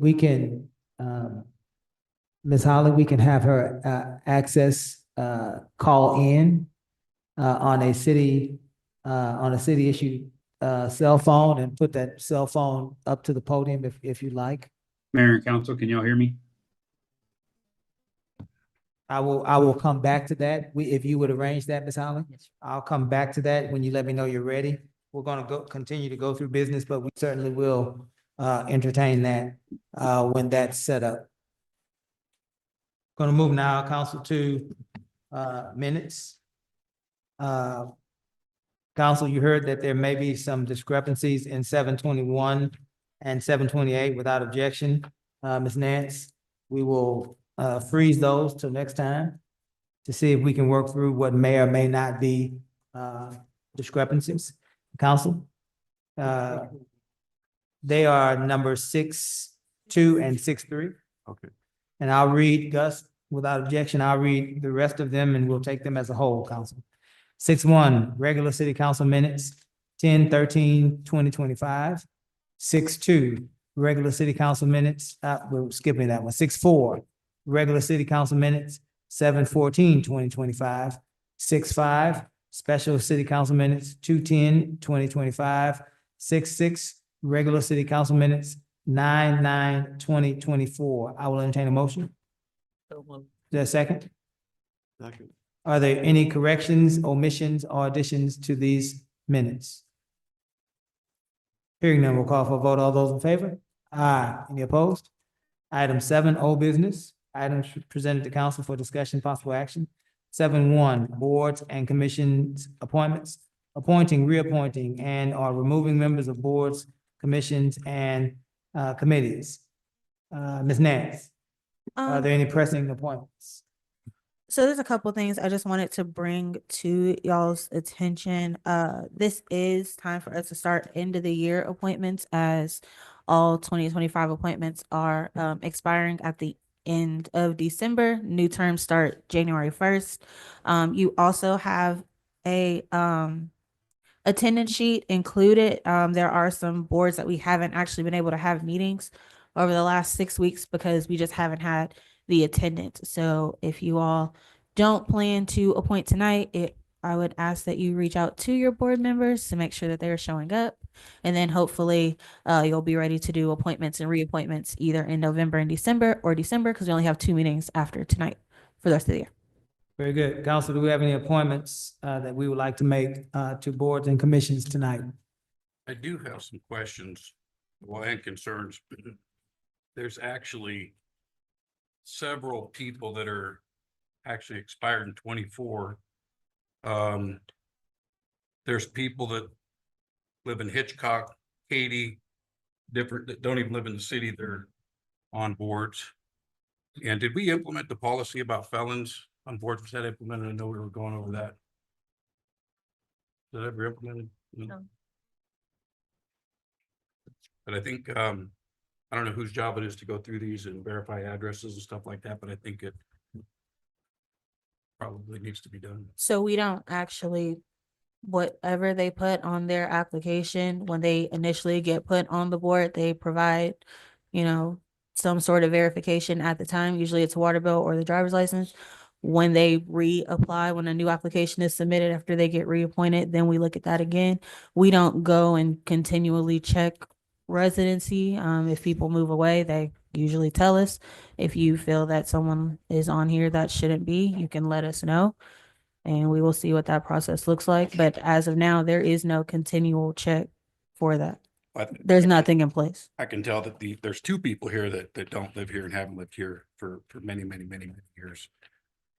But I think there needs to, well, it goes, I guess, to checks and balances if we're just letting anybody apply. And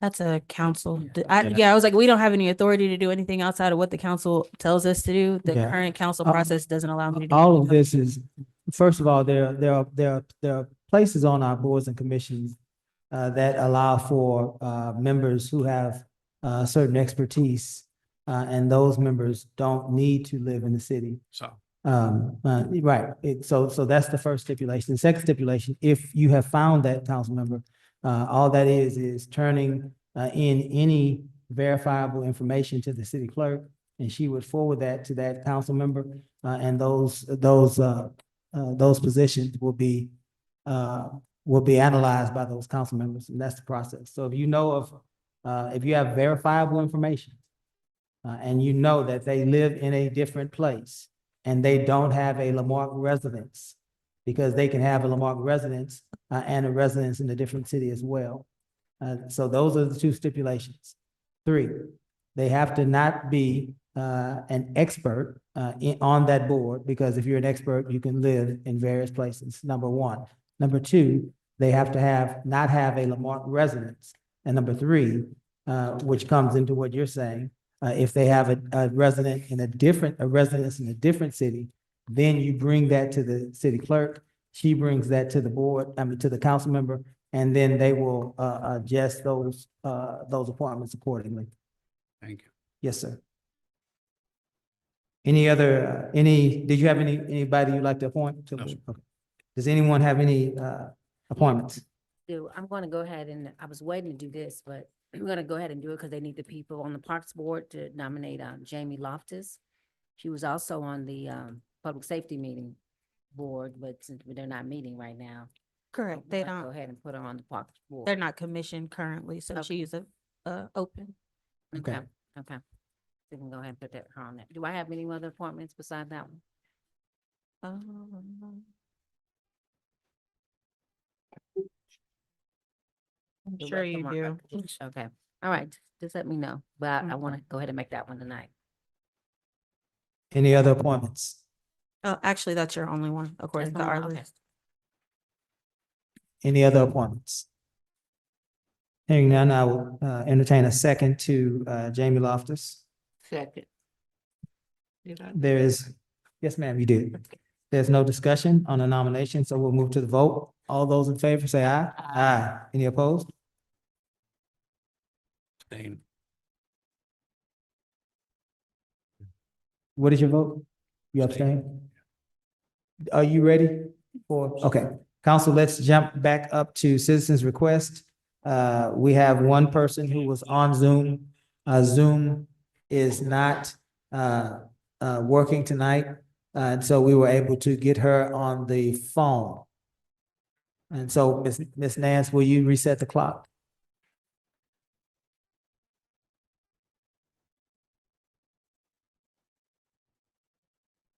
If you can talk. Ms. Greenwood? Name and address for the record, please, and then you can start whenever you're ready. Good evening, Mayor, council members, and the interim Chief Rodriguez. I am a concerned citizen of Lamarque, and I am offering my congratulations to interim Chief Rodriguez on his appointment. As a lifelong resident of Galveston County and a veteran of the Lamarque Police Department, I believe that he does bring valuable local experience and perspective. And I do recognize his long service and his foundation as one of the original community policing officers under former Chief Aragon, and congratulations on your retirement. Now, as a step into the critical leadership role, the community has vital questions regarding the direction of the department, the safety and the well-being of our citizens. Our collective comfort with this new leadership depends on his clear answers and a firm commitment to change within his department. I, as a concerned citizen, I am deeply concerned about issues of corruption, police harassment, and what we perceive as unnecessary ticketing and unnecessary detaining and unnecessary arrests. We need assurance that these practices will not only cease, but be actively rooted out. So as the interim chief, to publicly commit to the following: transparency, complete resolution. I am looking for transparent and swift process for filing and investigating citizen complaints. And I am also expecting for a clear data on the number of complaints received and the outcomes of disciplinary actions taken against the officers who violate the public trust. I am asking for a zero tolerance policy with no expectations for patterns of misconduct, harassment, and abuses of authority. We are asking, and we need to know the specific metrics and internal process the chief will use to proactively identify and weed out bad actors within the department that will ensure that the good officers are protected and mentored while those who are harming the community are removed. I also am seeking a reevaluation of the current ticketing and citation practices to ensure that they are focused on public safety and not revenue generation. Officers must be trained and expected to prioritize de-escalation over punitive arrest and force. So Chief Rodriguez, experience in community policing is promising starting point as of today, but the community demands a modern, comprehensive vision for public trust. Will you offer us a clear vision for the community policing? Will you be open to communication and feedback? Will you focus on the future as well by making a positive change to the chief that intends to make your career as your first year as the interim chief on specific challenges as a veteran of the Lamarque Police Department? How will you uniquely position yourself to fix what is going on and make this city better? In my conclusion, the citizens of Lamarque are ready to partner with the police department to make our city better and safe. But that partnership. Ms. Greenwood? You just hit your 3 minutes, ma'am. Thank you, ma'am. Thank you, ma'am. Let's move now, council, back to old business 7.2, amended ordinance number letter O-2025-0028, amending the amount and payment terms for the sale of certain property, legally described as ABST 208, page 7, PT of lot 19, 19-7, Waterman subdivision, Galveston County Central Appraisal District ID 311687 to the Lamarque Economic Development Corporation, making various findings and approving an effective date. This is our first reading. I will entertain a motion. So moved. There's a second? Before we do that, I just again want to commend the EDC. When we went to them with the sale of this property and we were offering it to them for $1 million and they said, how much do you need? And then they came back and offered us $2 million. So they doubled the price again, just so that they can be helpful to the city. And I really want to commend the EDC in doing that. Let's, before we do that, did you want, who made the motion? Make the motion. Let's hear Worth, and then we'll have, Mayor Pro Tem wants to ask a question, and then we'll come back with the motion. So That- is he withdrawing his motion or he's? He's gonna withdraw, we're gonna ask questions, and then he'll come back. Worth. Yeah, so this is the same piece of land we had previously approved the sale of. When we went to EDC, the council approved the sale of. When we went to EDC to finalize the deal, they generously offered, as Ms. Holly noted, a different sale price of $2 million. It also includes a change in payment terms in the contract. So the EDC has offered to put forth $1 million of the $2 million purchase price as an initial upfront payment, and then the second $1 million at the time of closing, which is extraordinarily beneficial from a city perspective about getting funds in as early as possible. So we are tremendously thankful to them. But what you're approving is basically the new version with those new terms. Other than that, it's the same piece of land, same size, and all of that. Very good. Mayor Pro Tem, you had a question? I want some clarity here for the record. The price was based upon fair market value, right? It's not just EDC decided to offer more. Yeah. It's based upon fair That's- market value. Excellent The point. initial price, asking price for that property was several years ago. And since that time, the adjustment in terms of the value of the property is such that the fair market value of the property is that's the offer that we made. Yeah, that is correct. This is not just a made up number. This does tie to. This is not an overpayment for the property Okay, because of the needs the city currently have. Yes, the offer, the $2 million offer does fall well within a reasonable market value assessment. So It would be against the law to pay over fair market value. potentially, I'm not, I'd have to. Gus? Yeah.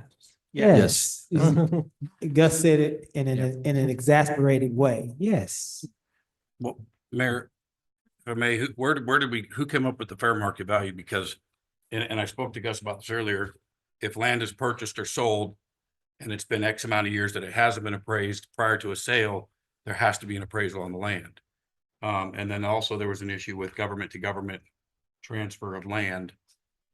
And so who did the appraisal on the land? The fair market value was determined by a square foot price, which is a standard used for selling any property of land. If I remember correctly, about 2 years ago, 3 years ago, the property was bid and was sold.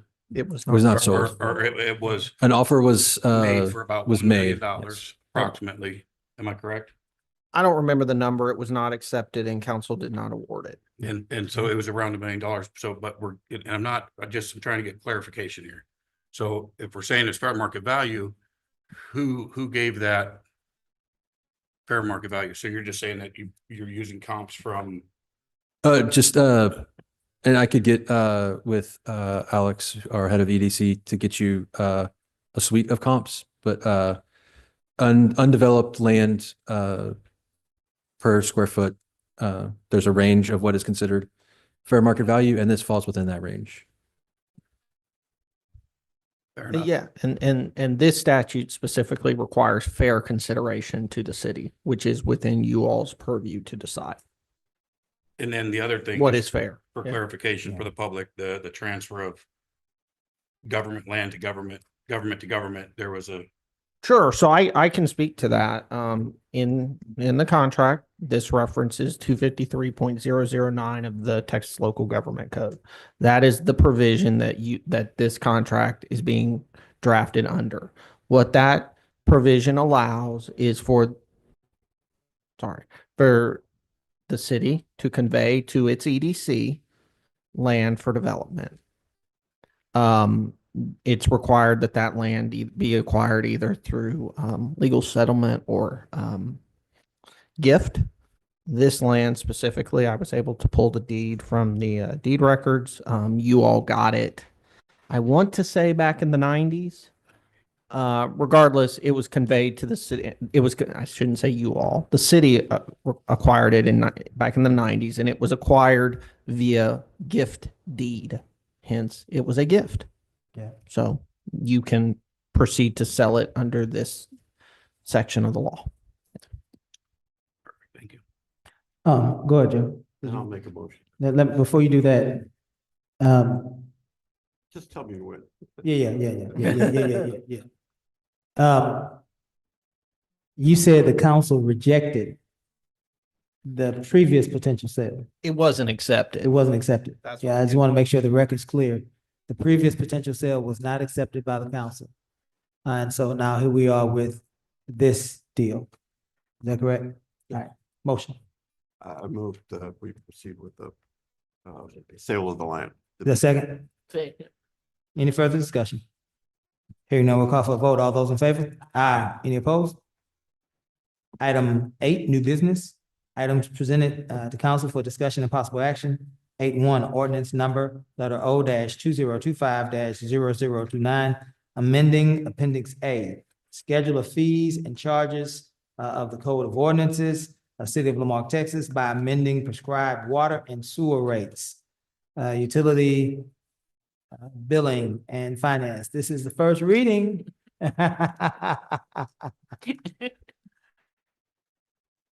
Ms. Henderson, welcome. Good to see you again. Who's going first? As discussed and approved in the outline of the plan that we had to get the city back whole was an increase in all utility rates. Y'all recently approved the contractually required rate for solid waste management at the last meeting. This is the proposal that we are coming forward with for water and sewer rates. This proposal is based on the 2022 water rate study that was done and proposed rates. At that time, my understanding is council approved a partial increase to help compensate for that. So this is taking that survey's proposal, still not going all the way to what that survey proposed, but going significantly farther along. It is also better and more accurately setting a fee schedule to what is best practice. So best practice for water and sewer rates is to have your flat fee associated to your meter line size, the size of your meter. And that determines how much flat fee you pay. And then consumption is a small portion that is added onto that. This breaks that out into separate calculations. They were previously not broken out into separate calculations. They were all lumped together. This also allows us to charge more of a base rate, that flat rate, for larger lines. They are harder on the system. And so that is a standard practice. So that builds this in as well. We also more clearly separated out residential, so pure residential, single family residential. Then there's commercial and industrial grouped together. We don't have enough industrial to split them apart at this time. And then multifamily gets its own category in this as well to better account for the variances between the types of lines of residences. So that's where the numbers came from. I am happy to discuss anything about them. We wanted to get numbers in front of everybody as soon as possible.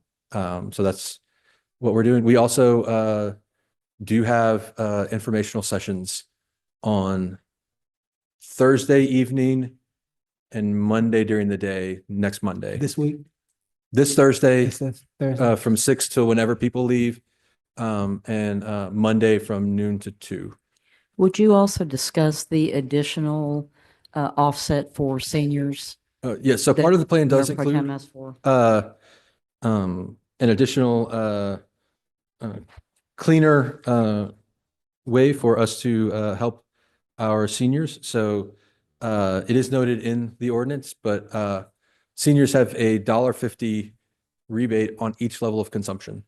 The charge for each level of consumption for every 1,000 gallons. That becomes, if they use a lot of gallons, that's a pretty substantial rate. If they use 1,000 gallons, it's $1.50. But for water, the first 1,000 gallons costs $2, so we're giving them $1.50 off. So that's a pretty substantial reduction of consumption costs for seniors. This was the way that I thought would allow for the best use. We're basically giving seniors a way to stay closer to their current cost. I will note that the way this current setup is it's focused on two things. One is if you use more, you're going to pay more, and in a exponential way, right? So that's the first part. Is we want the people that use a lot and tax our system the most to be paying the most, right? And by, again, a substantial amount. The other thing we're hoping that this does, because it also saves the city money, is promotes water conservatism, right? We still have to buy the water from the water authority, right? They're going up 20% in their cost. That's part of what this is trying to help cover. But if we can have people use less water, then we also have to pay them less, right? So that's another way that by having the exponential increase as you use more is to promote conservatism of water. Again, we're happy to discuss any of it. You will not hurt my feelings by asking any questions. So. Any questions, Mayor Pro Tem? Let's see if I understand this properly. One of them said it. Our present base rate is the $12.50, right? Correct. And I want to remind everybody that in our bill, we're just focused on the water part, not we get mad every time we move over to the sewer. That's when it really jumps up. Right. But we're just focused on the water. So our base is the $12.50, and your proposal here for a 3/4 inch to a 1 inch line is to increase that base by $2.50. That is correct. And the majority of the homes, majority of the water connections of our users, which are approximately 7,000, are the 3/4 or 1 inch line. For single family residential, I believe all of them currently are 3/4 or 1 inch. We just wanted to be prepared in case somebody wanted a larger line. Okay, and then on the commercial side, then we're increasing that from the you're proposing to increase the commercial rate from the $21.93, which we presently have as a base, to the $25 as a base. Yes, for the 3/4 to 1 inch. Again, it goes up as the line gets And bigger. and here's the one I'm kind of what do you refer to? What's the definition of multifamily? The definition is actually in the ordinance. It's basically apartments, manufactured home, rental communities, multiple residents that are all on 1 meter are the 3 different types. So if you only have 1 meter, you're only charging that 1 meter a base rate of $20? That's what that 1 meter will be bigger than these sizes. It will be a much bigger meter. Right, and the ordinance also speaks to the minimum bill charges shall be applied at the per unit. Yeah. In the complex. Explain that one then. So if you have 4 apartments in an apartment complex, they're gonna pay 4 base rates. Oh, 4 base rates. It's Yeah, yeah. per the units. Yeah, Okay. yeah. All right. And- So each, our big apartments, the bigger ones like on the senior apartments and things of that nature, they're going to be paying this higher rate. So, That, okay. that's where okay, so on the apartments, the multifamily that have 1 meter, it's kind of hard to determine who's a senior because the apartment complex charges them, Yeah. the owner does. Mhm. So we can't, it's at his discretion, but if there are multifamily units with multiple meters, then yes, the senior citizen will come and, show proof if they're not already in the system, and then we'll apply the discount. Of these apartments, like the ones on Newman, beautiful apartments, the ones on Main Street, once again, beautiful apartments, all focused on senior, the ones at Cedar Cedar Drive as in the well. corner of Highway, Cedar Drive. on Cedar Drive Yeah. on Highway 3 as well. Are those individuals paying an individual water bill, or is that being billed? No, the ones that are multi-units, the ones on Rosalie, Boss, those are multi-family units, and on Howe, Hurdle. There's some. Purtle, yes, those are multi-family units. And so how are they eligible for the discount? Well, because they're individually metered. They are individually. Yes, Okay. yes. And so seniors that live where there is no individual meter, they would not be eligible for a discount. Unfortunately, no, unless we change the whole meter over there to have them individually metered, but I'm asking the question so I understand. yeah. That's all. But no, they wouldn't. They wouldn't. It's the discount. And the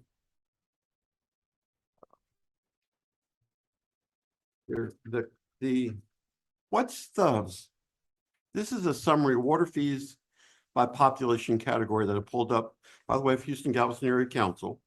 And I'm looking at this. It's a summary for 2025 for a city with a population of up to 20,000. We're at 20,000. Mhm. With with average total customers of the cities are reported of approximately 5,000, and we're at 7, but total, right, between commercial and residential, Utility accounts about 7,500. 75, but that's commercial and residential. Correct. Do you know more or less the split? Maybe 1,000 commercial versus, Probably it's way less.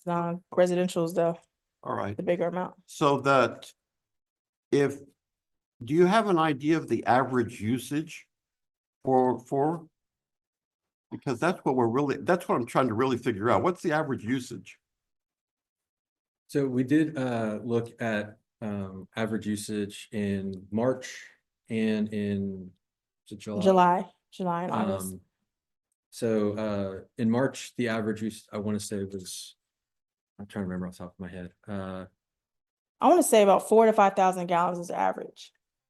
4,000 to 5,000 Yes. average. You have a few that use a minimum, but 5,000 is average. So if I use 5,000 gallons, Hmm. I'm trying to think, when I had a break, I have to pull up my bill, but I burned through 10,000 gallons. I should have had a swimming pool, but I burned through 10,000 gallons. And my water bill total with the sewer was about $120 something. And, but the water portion, I kind of recall was about at 10,000 gallons was maybe $70 something, just the water portion. 659, 7. Probably like $80. Somewhere, but I'm not Right. saying it's somewhere around Right. there. So $80 and Average fee for 15. So by the way, this study from the 8 jurisdictions are reported for 5,000 gallons, the average cost of the water was $52.09. It seems to me that with 5,000 gallons, what would our bill be? Can you give me? It would be the base of $15 And then plus calculate from there. Oh, within the rate. So 37 plus 15 That's what 37. plus 15, which would be 52. That's what, so we're right at the average of these jurisdictions. Okay, good. Good. Perfect. And once again, in the commercial, we just go up to round it up to the 25 as well. 25 base. And final reminder that this was initially in the plan. It wasn't. When we made the adjustments in 2023. And there was a step up that was incorporated, but for the faulty information that we were receiving. Because the last report, Mayor and Council, you remember during a retreat, we were told that we had what was it? Councilman Roasting about 9 million, 8 million that we had surplus in this. Oh, 19 million surplus, which was we thought, man, we're gonna get hung. And last point, I have water and sewer rate increases, Donna, water and sewer rate increases, Bernie, water and sewer rate increases. Brenham authorized the increases. I do have a question now. What's our grace period for payment of bills? Is it 10 days? Or do we have a grace period? 7. So you have a due date, and then after the due date, hit with the penalty, and then 7 days after that For disconnect. for disconnect. So are you saying there is no grace period? What do you mean, to actually turn off someone? No, The grace period, or? Before you charge a late payment?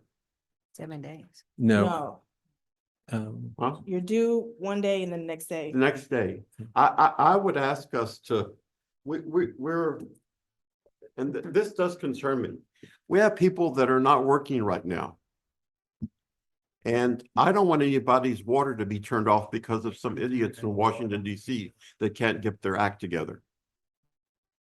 So And so I'd urge us, council, to adjust this to include a 7-day grace period and it goes along with the action that we're going to take with the new water metering yes, option.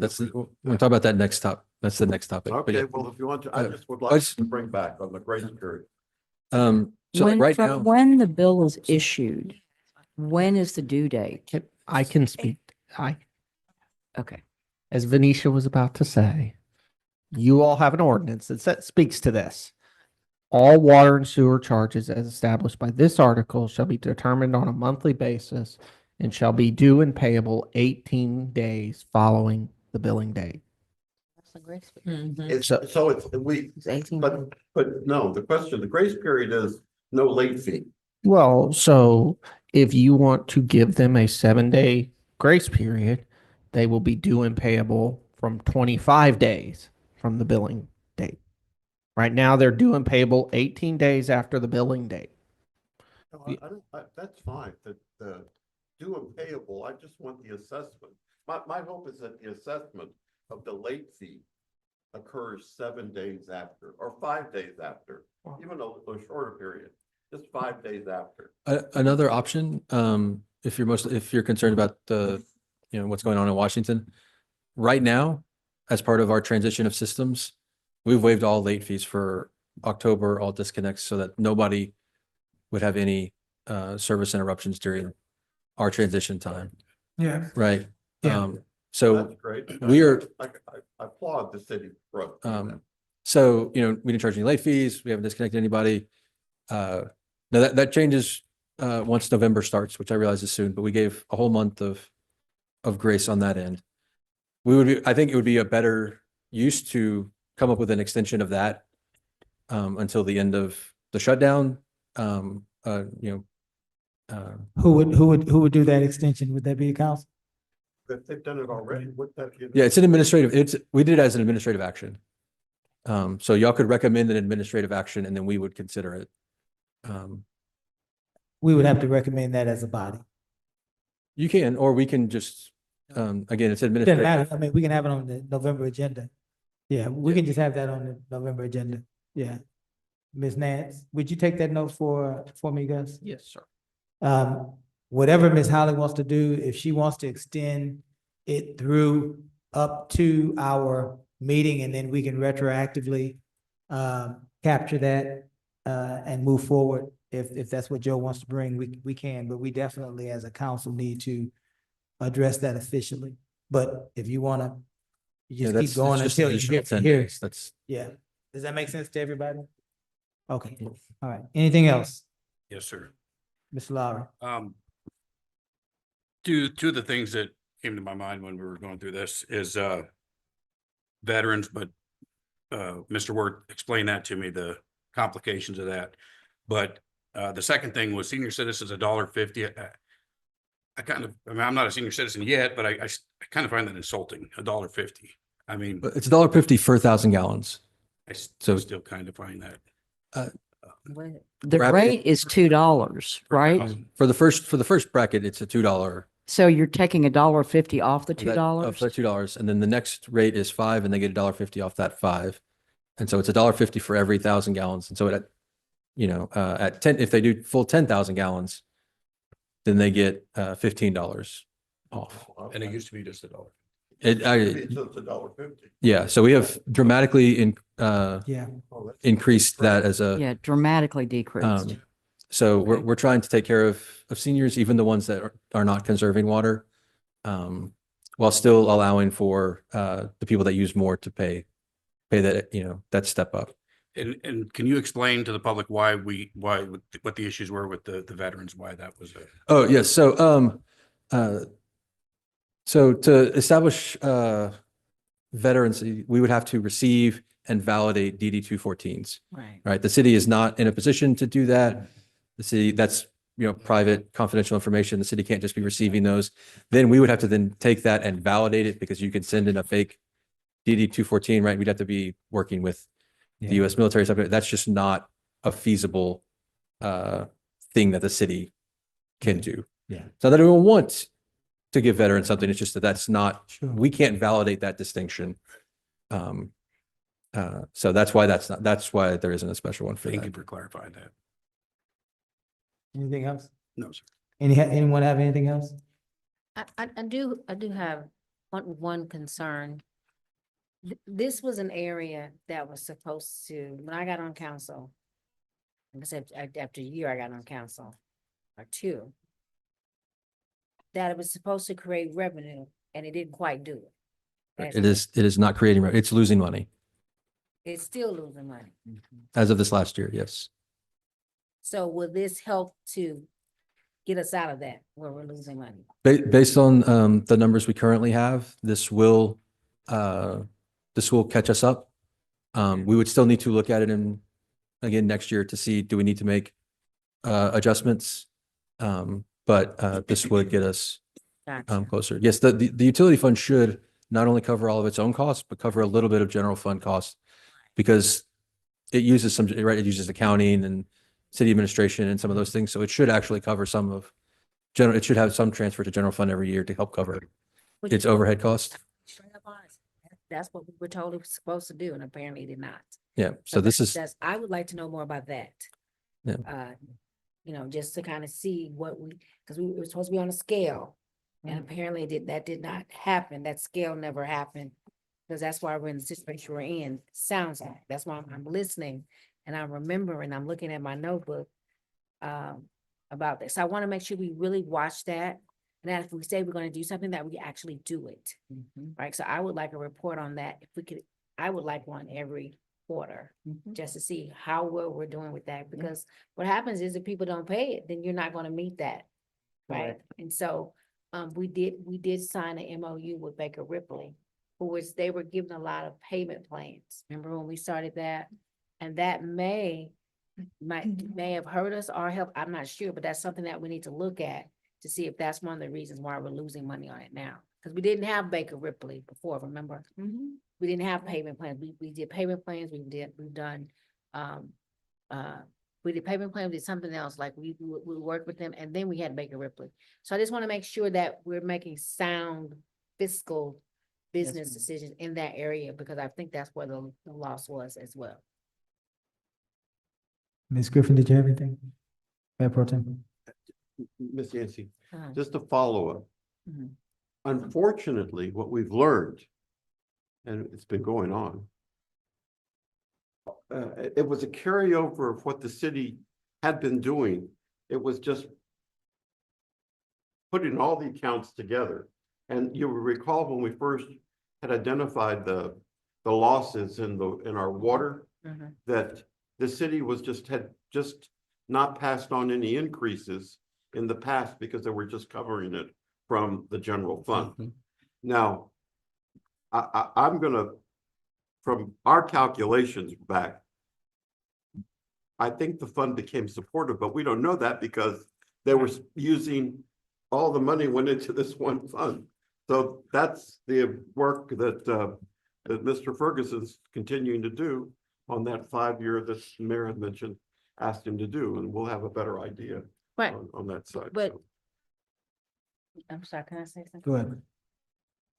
Would you look into, because I think what might have happened, because we were supposed to the next year go up a little bit, and the third year we're supposed to go up again. I don't remember us making those increases. Yeah. I don't remember anyone saying that, but I remember in the previous administration brought that to us, because that was one of the first things that the city manager said, that, hey, we're losing money in this area. And people kind of had a fit because of the rates. And so we did a scale. Remember that, council? We did a scale, and I'm wondering if those two increases that were supposed to happen following year, if those happened or not. So that may be something. We don't believe they did. They didn't happen. Mhm. They did not. Okay. And I will say, these numbers still aren't at the numbers that the water study proposed. They're still a little less than that. But I didn't feel like we could Make that big. of a make jump. that bit, because this is gonna shock some people that use a ton of water, Right, right. right? It's gonna be a bit of a shock to the system.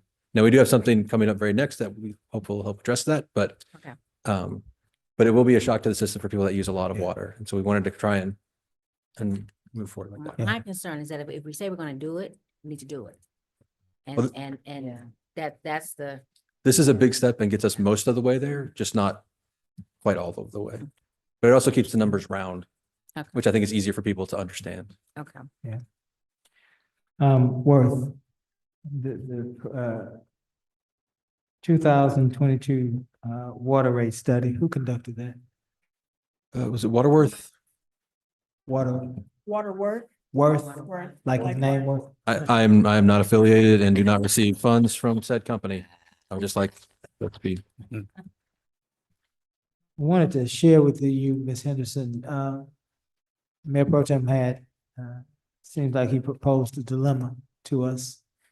When we have 1 meter feeding duplexes and fourplexes. One of the tools that we might be able to use is our rental ordinance. Right? If those property owners register those properties, they should also indicate those persons that are occupying those spaces. And if that's true, then we might have a end around to whether or not some of those people are seniors. And if that's true, then we might find, and I don't know that we have it yet, but there might be an additional process and that we might be able to provide some sort of a discount, senior discount to that property, provided that we can help that owner understand how to divide those rates in a way that would be a reflection of that senior or those seniors that are occupying that piece of property. I don't know that we have B and C to that yet, but I do know that we have A, and A is the rental ordinance.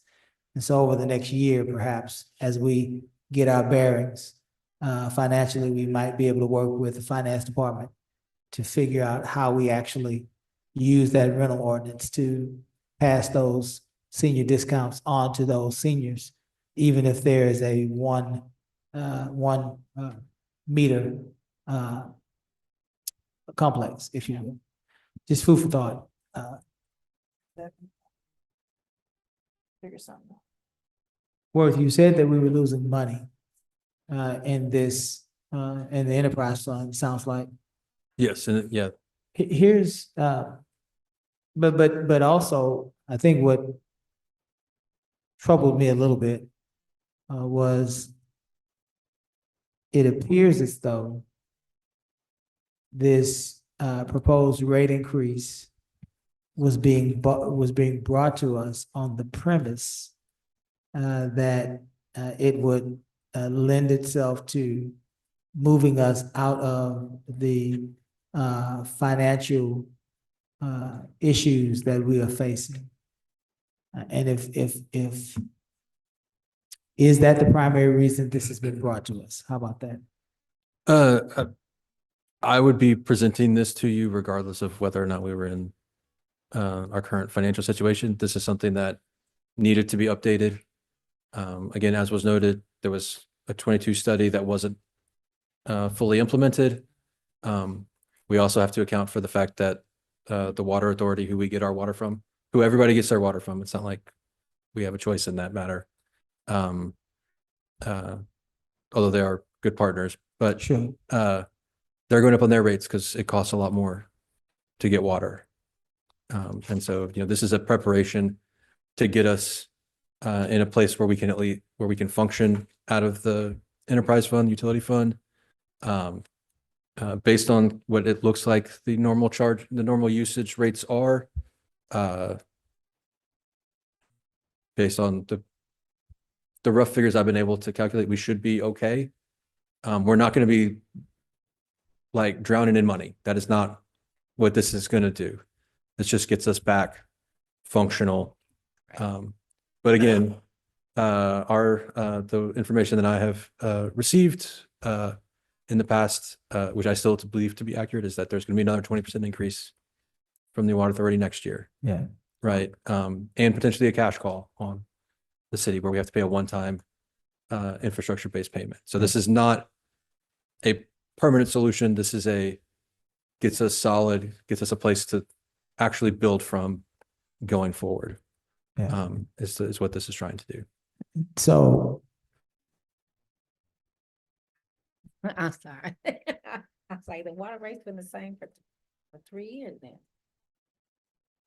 And there was just that one increase, and then many years before that, it was also, not raised. So. I reclaim my time, Mr. Wordle. And so one of the things that we were rightfully so, different time, overly fascinated with as a municipality, as a council, was securing water. We bought our share of water, and then we went hunting for other folks' share of water. I think that is still the case. Unfortunately, how the game is played, especially when you have a Brazos River that appears that it is yielding its last water sources. We did that though because the city faced at times over 60% water loss. And we know about 15% of that water loss is water theft. People get bills and then they're usually renters and then they move. And so it's water theft. But the other 45% of that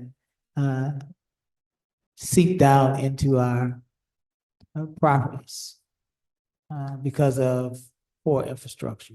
And so we were always trying to get more water than what we thought we needed to make sure we had enough for water supply. Fast forward 2025, we're averaging about 35% water loss, which is a decrease of 25% in water loss averages in previous years. And so my question is, have we adjusted our water purchases to reflect that we now have better infrastructure than we used to have? And perhaps those large water purchases aren't as necessary as they were previously. We have not gone back and redone that contract. That is something that we absolutely can look at. But we're happy to, discuss that. We have not done that. There are other, so this is specifically about rates, which is the most important thing to do. About rates. Yeah. But here's the thing, where it's about rates, but you're saying we're losing money. And so we're losing money because we're spending more money than we are receiving in revenue. Yes. And part of that is because we've purchased water at an abnormally high rate. We needed to at one point in time in our city's history. We don't need to now. And so I was almost ready to vote no on this because I believe we should have adjusted down our water supply acquisition. But you said the Gulf Coast Water Authority is going up about 20% on their price. Yes. Which has me thinking about this entirely differently. But having said all of that, I wanted us to really drill down on how much water we actually need. I'm happy to look at that contract and reevaluate it. We can get with the Water Authority and see what options exist. And there will, I know that, and I'll be done with this. I know that water acquisition will continue to rise because we're growing as a city, right? But does it have to rise at the rate or the acceleration that it has risen because of water loss? You don't have to ask me now, but I think that that's something that we need to understand, especially since we're able to get our water loss down under 35%. And we are definitely continuing to try and get that number lower, right? We're not satisfied at the current percentage. We want to get it lower. But having a self-sustaining fund helps with that, right? It actually allows us to do projects that work with that. And then the item we'll talk about next is another tool in the tool belt that's going to help us address this issue as well. Very good. I will entertain a motion. So moved. There's a second? Any further discussion? Hearing none, we'll call for a vote. All those in favor? Aye. Any opposed? 8-2, bid contract award, approving a contract with Aqua Tracks for a water usage customer portal in the amount of $54,000. Ms. Henderson. Yes. This is purchased through the ARPA funds. So this is for the utility client software that we all been patiently waiting for. This will be able to allow the residents to see their usage daily. It's updated about twice a day. You can look at it and see what you're using the same hour. You can create a threshold to what you want like your usage to be, and if it gets over that threshold, you're immediately alerted. So, if you're out of town or if you have multiple homes or what have you, you can monitor the usage. If a busted pipe or a leak or a toilet running, you can immediately get alarmed for that. So this is what this software is able to do. And a lot more other stuff too that the resident can benefit from. Hopefully it can conserve water a lot more, especially the the homes that use that significant amount of water. Yeah,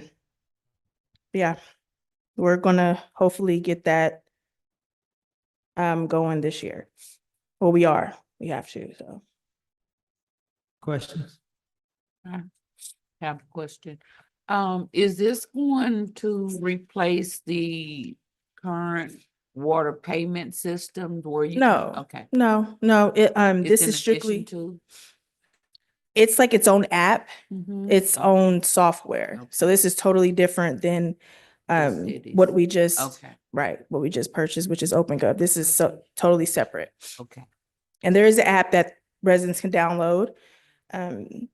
There's training for it. We're do a demo and everything, so we can show the residents how to use it. So yeah, I can't wait for that. My turn for question. Yes, ma'am, go ahead. I'm done. So they came and did a presentation, didn't they? Yeah. I thought they did. They came. I'm looking at the date. It's taking us almost a year to come back with this. Yes, I'm waiting on the contract. For a He year. just signed a contract, yes. Wow. And then we had to bring it back, which I Because I didn't know. do remember them coming and giving that presentation. So, okay, that's all I have. Anyone on this side, Mayor Pro Tem? First thing, this speaks to the posting on these agendas, Ms. Nance. I would request, in terms of providing clarity and to avoid these rumors going on, there they are, they tell us we're in a financial mess, but they're going to spend money, that there be on all of our American Rescue Plan purchases, that be included on as other cities do, on the agenda itself. So that approving a contract with Aquatrack for water usage in the amount of 54 proceeds from the American Rescue. On this, it should show on this, on the public. I got you. All right, that's number one. Number two,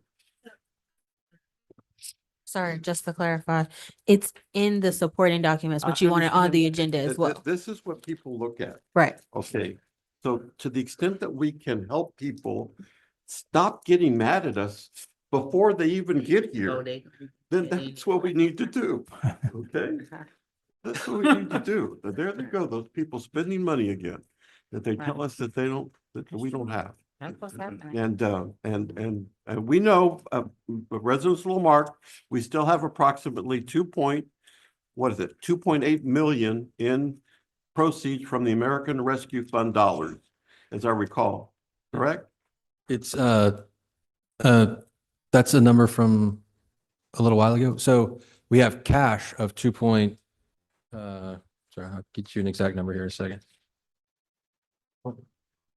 2.3 million. 2.3. Actual ARPA projects left to fund is I believe it's 1.3 million, but I can get you an exact number. Just for purposes of this, I just asked that notation be included. Number two, Ms. Henderson, there are X number of licenses with this contract. How many licenses? 7,500. That's what I thought. So when we accepted this, I think we did it for a 2-year term, if I recall, correct, or a 3-year term? I believe it's 2. It's, as I recall, we did it for, assuming everybody in the city on the residential side specifically had access. But then ultimately, remember, it was purchased by American Rescue Fund dollars. If the services are going to continue, then it's going to have to be under a menu option. Do you want this? It's unless we have some other way of paying for it, the license. And I don't know what the contract looks like. I guess, Gus, you know more about that contract than I do. I haven't seen it. So it's, you're saying that automatically, once we have the software, that anybody that's a residential water user will, assuming they have to set up the account, It's not automatic. You need to do some stuff on your Correct. side. So we may have people that do not, obviously, Right. set up their account. Now, what does setting up an account do? Go to the city of Richmond, go to the city of Rosenberg, go to the city of Austin. There are many municipalities around here that already access the system. What's the most important tool of this software is that you can send yourself a notice if your water usage goes over your minimum or maximum that you want to set. So in my case, I'm going to access this, God willing, and I'll put on there, if I go over 2,000 gallons of water, I want to be notified. And it sends me a text message with regard to that. So that's that's one of the more important tools. Right. That you have this. And then you're also able to, if you're traveling, to extended vacation, extended hospital stay, whatever you want, you can actually turn off your water or somehow limit the water usage that's going on in your property as well too. So council, I just want to remind us all, this is just a 2-year contract. And so ultimately, if it's successful down the road, we're going to have to figure out how to continue providing that particular service. Yeah. Thank you, Mayor Pro Tem. Anyone else? I'll entertain a motion. So moved. A second? Second. Any further discussion? Hearing none, we'll call for the vote. All those in favor? Aye. Any opposed? 8.3, amendment to wastewater treatment plant rehabilitation contract, addition of alternate item number 1, well cleaning, amending the contract award for the wastewater treatment plant rehabilitation of headworks and chemical storage to include alternate item number 1, wet well cleaning, in the amount of $100,000. I just want to add one thing. For all the citizens that want to learn more about what council just voted yes on the first reading on, again, Thursday evening, we have a session starting at 6. You can come in and ask any question you want. We can go over your specific situation. And then again, next Monday from 12 to 2. Schedule of fees and charges of codes of ordinances.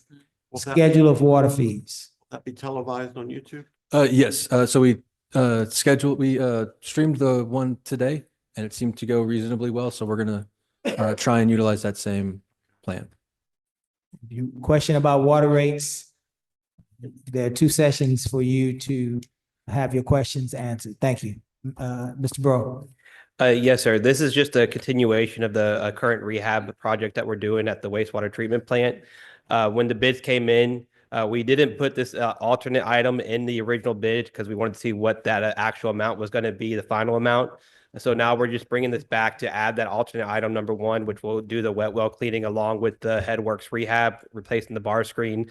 The reasoning for this, I've explained this a couple of times up here and a few times behind closed doors, but that lift station has about 4 feet of solids at the bottom of the wet well. The inlet's at the bottom, so it's halfway covered. The original equipment is still left in that when they put that new, it was about 5-6 years ago when they put that new pump station there, they left all the guide rails, pumps, everything else in there. I'm not sure why, but it's still down there. So the cost of it is what it is just because of the amount, not just the amount of rags, but all the equipment that was left in there that keeps getting sucked up into our pumps. And that's why we're having a lot of these issues, backups when it's raining, because it can't keep up with the capacity and our system's already starting out charged. The money is coming out of the 2020 CO bond that the project's coming out of, and there is enough in there to cover this. So. Very good. Any questions? Once again, just a suggestion on something like this, just where the source of the money comes from, because it would be helpful in this environment. Absolutely. And let me ask you this, on this particular, the well cleaning, will that help reduce? Remember I sent you that email on the individual asking about the odors in the area. Now you're going to have odors. Yes, sir. The whole rehab itself is because we're getting a wash compactor with the bar screen. So it will wash out the rags before dumping into the dumpster. Also our system, when we do the wet well cleaning, it won't be constantly charged like it is. So as of now, the system already has sewer sitting in it. It's not overflowing, but when it rains, we see that. But then you get more of those sewer smells because that sewer is just already charged in the lines. So it will help reduce that. Yes, sir. Move to approve. The second, Second. any further discussion? Hearing none, we'll call for the vote. All those in favor? Aye. Any opposed? Item 8.4, council has been pulled. Item 8.5 has been pulled. Item 8.6, appointed position evaluations. It's that time of year again, council, that we evaluate our appointed positions. We have, scheduling annual evaluations for council appointed positions. As we talked about last meeting, Ms. Holly's been here all of about 2-3 months, Coming up on 3. on 3 months. And so we will schedule a check-in with her. We don't have enough data to evaluate her. And so we will schedule a check-in with Ms. Holly. We will schedule an evaluation of Ms. Nance, city clerk's position, an evaluation of the city prosecutor's position, Mr. Knable, as well as an evaluation of the city attorney's position, Mr. Knable. We will not evaluate the municipal court judge because it is public knowledge now, is that right? Mrs. Carrie Tattajohn has resigned. She is retiring from her judgeship. And so we will be entertaining an RFQ, request for qualifications in our next meeting, Ms. Nance? Possibly, yes. Possibly, yes. And so we have to schedule city manager, city attorney, prosecutor, and the court clerk. Normally, we do it the first meeting in December, and we do it in the afternoon of the first meeting in December, providing for about 45 minutes of evaluation for each position with a 15-minute break in between. And if that's true, we tend to want to end at 5 o'clock, so that we can have a break before the 6 o'clock meeting. So my calculations, Ms. Nance, is that puts us at 1 o'clock. Can you give us that date? December 8th. December 8th. December 8th, 1 o'clock for the clerk, 2 o'clock for the manager, and I'm just counting time. Doesn't matter Which what part order of they it? I'm sorry. 1 o'clock for the city clerk, 2 o'clock for the manager. Again, it doesn't matter. We write down positions. I'm just counting hours. And I'm sure Kiera will place the hierarchy appropriately. 3 o'clock for the prosecutor and 4 o'clock for the attorney. So we need to make sure on our calendars that we are available December 8th from 1 to 5. Is there any objections? What day is that? We will have an hour break. And we will convene our regular scheduled meeting at 6 p.m. December 8th, 1 to 5 and 6 till completion. Any objections? Mayor, just by way of information, I may be out of the country for that date, Okay. but I'll Will you be be able to zoom in? zoom in. Okay. Very good. Hearing none, we'll move past that. I'm sorry. I'm sorry. No, I'll discuss it with you after. Are you available, Ms. I Griffin? am. Okay, thank you. Let's move past that to city manager's report, submitted report to update council and community on the standard operations of the city. This report will be acknowledged as a whole or discussed at the pleasure of council. As always, council, I will name those 2 items. If you want to discuss, raise your hand. I believe we already had our finance report from Mr. Ferguson, so we've done that one. Does anybody want to discuss the September 2025 municipal court monthly stats? Don't all jump at once. I know that's an interesting topic. You actually want to discuss the municipal court? Just to review the She's on the line if you would want her. Miss Stacy's on the line? Okay. Did you have a question, Mayor Pro Tem? Yeah. Or Zoom. If you ask, I Yeah, can. let me mute that. Hold on one second. Okay, I think I muted that. Okay, go ahead. Okay. It's your turn. Hello. Yeah, Miss Stacy, I think we may have one question for you and then you can, Just for clarity purposes, Ms. Stacy, the disposed cases are items that have, either there's been a plea deal reached, they've been dismissed.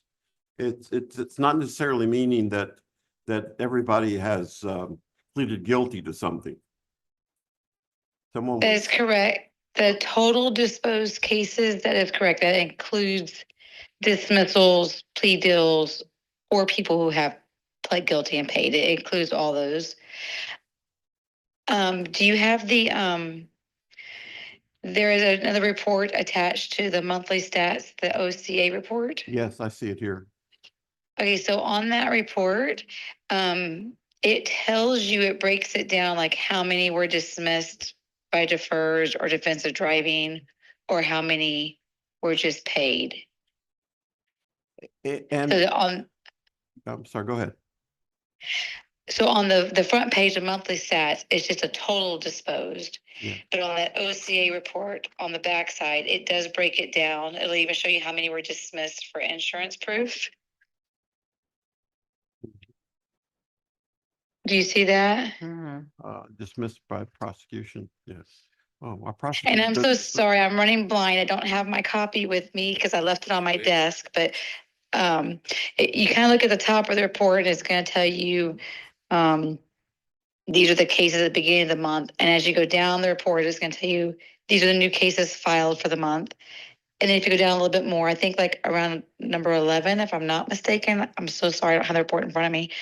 And it starts to tell you like X amount were dismissed for deferred, or X amount were dismissed for proof of insurance. Do you see that part? Yes. Okay. So that's where it breaks down that total number for you.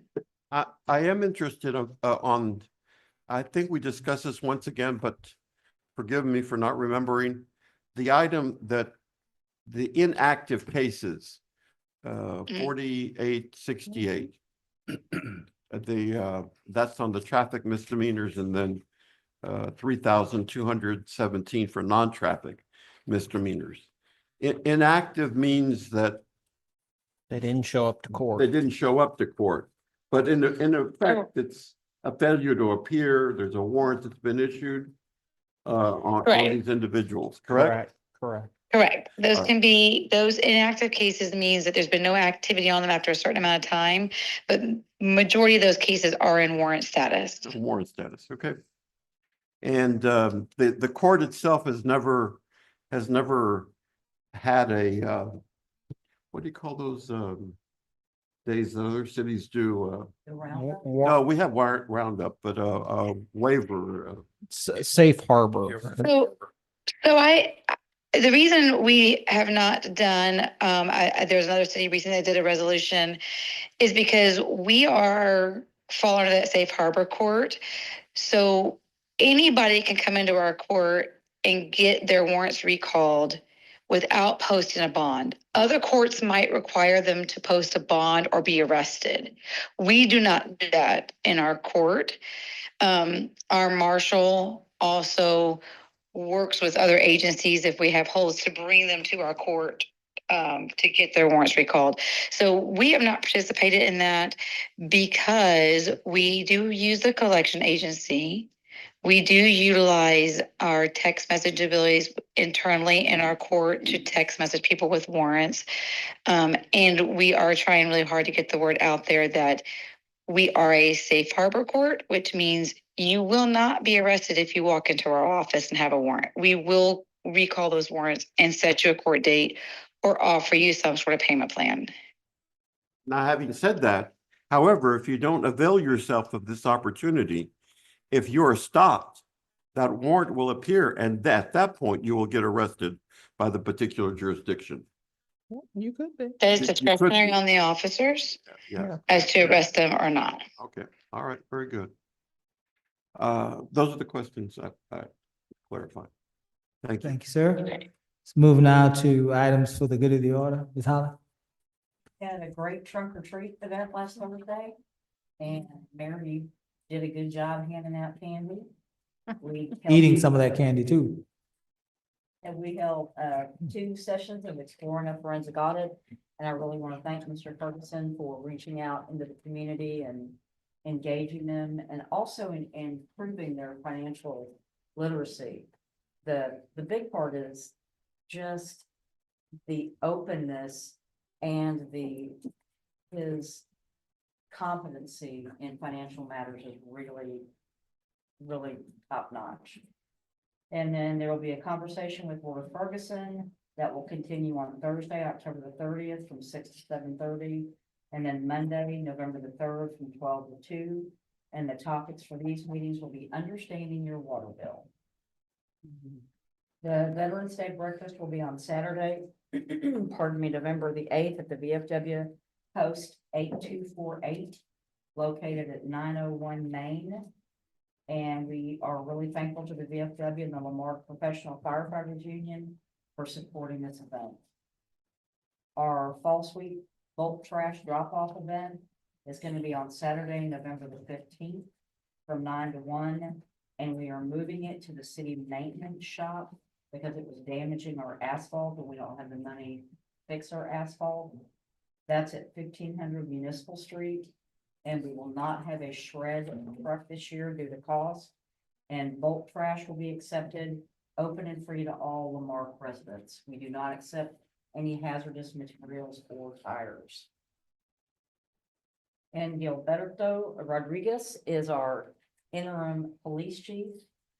And we will be having a meet and greet for him on Wednesday, November the 5th from 6 to 7 in the council chambers. Early voting is going on for the November 4th general election, and I think there's like 17 constitutional amendments. The Lamarque Community Room is a polling location, and so we have the cameras shut off in there. You could also, at the front of City Hall, we have the League of Women Voters have their analysis, and you can learn more about Vote 411. And then my final is I just want to reiterate that we're still in very, very tough economic times. Financially, we're being very careful with the dollars that we have. And we will have to continue to make cuts in order to be successful, I think, or to have banks look at us to give us loans, because they initially came back and said, you've got to do more. So we will be looking at those very serious items, and those areas that require council approval will be brought back to you. Good. Council, we don't have executive session, and so there are no items to take after executive session. And so we're at item 12, requesting announcements. Council, we've read this several times, and so we know what we can and cannot communicate in this agenda item 12. So let's move forward so that we can get out of here at a reasonable time. Ms. Griffin. I just want to say that I'm glad to see that we're having these meetings with Mr. Worth. I hope the residents are utilizing this time to come and voice their concerns and their opinions, and getting those addressed during that time. So I'm excited about that. I'm excited about the Finance Committee kicking off.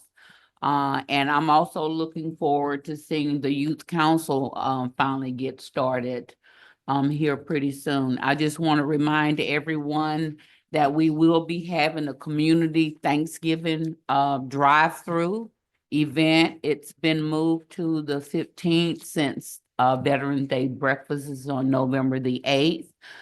And we've gotten the dates, finalized to utilize the community room, but we will be serving, hot meals to, the community, in the parking lot. And so we have a lot of volunteers who are, excited, to do this for our community, sort of just give back, let them know that we're thinking about them. Most of you know that I am, community oriented, so I always like to do for our city. And I think that's all I have. What day was that? The 15. It's the 15th. Same day as the fall sweep? 15th of November? Yeah, but you're gonna be here. Yes, And the fall soup is gonna be at the Yes. service center. same day. Thank you, man. What time? 12 noon until 2 or until we're all done. We're planning on serving 300 meals. And we are also, council members. We are also going to be delivering to veterans and disabled and, elderly.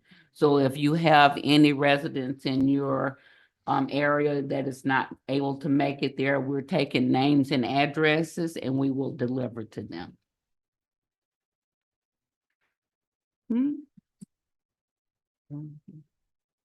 Thank you, ma'am. Mr. Lara? Just want to say for the record, I'm 100% legal to be in this position. I know it's a political talking point, but just wanted to clarify that. Couple things that I would like if we can get on the agenda. Looking for a city manager. We're a couple months in. We're spending a fortune. I know we need to be frugal with taxpayers' money. So we're spending a lot of money. I think we need to be more frugal, and we need to find a city manager. We should be looking now. If we can get that on the agenda. Most importantly, the most important thing I have right now is one of our officers came down with cancer. Very, very, very aggressive cancer. Served the Marque PD for 20 years, 20 plus years. There's going to be a benefit for him December 13th at 10 o'clock at Jack Brooks Park. It's going to be a barbecue cook-off. They're going to have auction items and stuff there. If we could please get that out there to the public to December 13th to support this family. He's also got a brand new baby, a 3-month-old baby. So I hope the community has always shown to come together. I hope we can really pull together for Mr. Garcia. You heard what Mr. Loftus said about the ditches in District A and the false reporting on what was done. I actually drove through, as I usually do, multiple districts, and I noticed a lot of ditches that were cleaned out in A, a lot of ditches that were cleaned out in D, some ditches in B, but one district that remains untouched, and I've been talking about it for 14, 15, 16 months now, is District C. And there was a plan. Mr. Garcia set a plan, but somebody decided to alter that plan. So I would like if we could find out who's stopping the progress in District C ditches and culverts. And I also want to make sure that we're doing it in the right process. It doesn't do any good to go blow out a culvert if you have a ditch full of dirt and grass, because it's just going to sediment. The sediment's going to go right back down in the culvert. So make sure we're following the process appropriately. But somewhere, somebody is intentionally stalling the work in District C. And it's inappropriate. I believe it's illegal. I believe it's oppression. I believe it's a political, there's dirty politics behind it. I've asked you about it. I've asked, nothing's been done since Mr. Garcia left. So I'm asking you again, publicly, if we could get some work done in the district, stop the political games. All the nonsense needs to stop. Get some work done in District C. Don't punish them because people up here don't like me. I would greatly appreciate that. And I did report it because I do think it's crime to punish citizens. I think it's oppression. So I did file a police report with the district attorney, or a report with the district attorney's office on that. So I hope it's taken serious this time. And that's all I have. Thank you. Ms. Yancey? Let me say this, those type of political punches, I'm not gonna take, man. I'm not doing it. We are responsible for our district, and that's what we do. Nobody has time to try to, that, we don't even have those type of administrative duties. That needs to cease. So, now, I had a great opportunity to go to the Women's Leadership Award banquet where we had two of our amazing staff to get nominated. And I was so grateful to be there in South Shore Harbor to represent the city of Lamarque. We had Miss Stacy and Miss Elise, I believe, from the fire department was there as well. So that was amazing to go there. I really want to make sure that Miss Holly, if we could, I know the holidays are coming, but if we could do something for our staff before the holidays, or just to tell them thank you because of all the negativity. The only way that you can fight hate is with love. And so I just want them to know publicly that we appreciate their efforts in the midst. It's hard to be productive sometimes in a negative environment. And so we want to make sure that they know from this council that we appreciate their hard efforts. I don't care if it's cookie and punch. Let's just have a good time together. We just want to say thank you for your work. And you may already do that. I just want to make sure that we cultivate that becomes a part of our culture. Because if we don't, then negativity will take over, right? This Halloween season is this week, so be very careful as our kiddos go door to door. Please have if you don't want them to come by, turn your light off, but just be careful as they walk this week. We want to keep praying for our friends in Jamaica as they deal with a Category 5 storm that's coming their way. I have been making some calls about the SNAP benefits. Don't know if they're gonna actually do that or not, but I have been making calls to our elected representative to see what we can do. I know some of the churches are trying to get something together, but if we could have a map on the door of the city hall of where people can go get food, and just in case, I know we can get that from Galveston County Food Bank. We're gonna do our own food drive too. Okay, good. Because I know sometimes people go to different food banks, right? And if they can know where to go, we can have that either on the website, and you can get that from the Galveston County Food Bank and print it out and put it on the door of the council so they can know that. I'd rather be preventive than reactive. So this is my ask, Ms. Holly. There was a pretty bad accident today at the Delaney Cove entrance. So we're still having issues there. We need to get a safety study done about, put a light stop sign, something. We've been complaining about that for quite some time now at the entrance of Delaney Cove. Number two, I want to see about meeting with Amazon to talk about their trucks. That's a problem again, going down that road. And maybe we can sit down with them and talk to them about an alternative plan. We've been saying that, but we've never got the meeting. Okay. I would like to take a District A tour with you or someone from your staff so we can look at some of the issues that Mr. Loftus brought up. I just want to see it for myself with you all. Because right now, me seeing it is not enough, because I've been emailing you. I know you guys are swamped, so I've tried to be very patient as we dealt with the financial dilemma. But now that he's put it on the record, let's go ahead and do what we've got to do. And I also want a meeting with the Drainage District too, since we've got that interlocal agreement now in place, so we can start talking about that as well.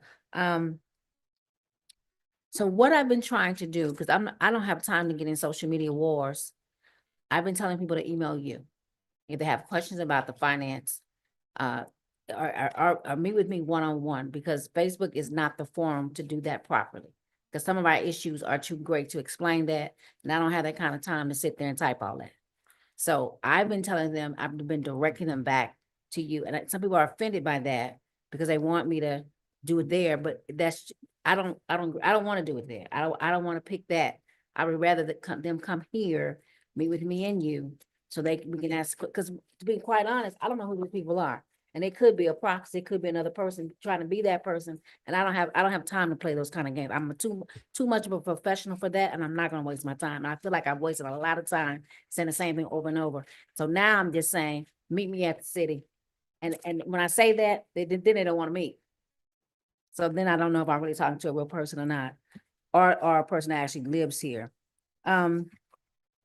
So yeah, so that's pretty much the other thing that Ms. Cumbie, if you didn't know, is a very well-respected person in our community, and this is what she brought us.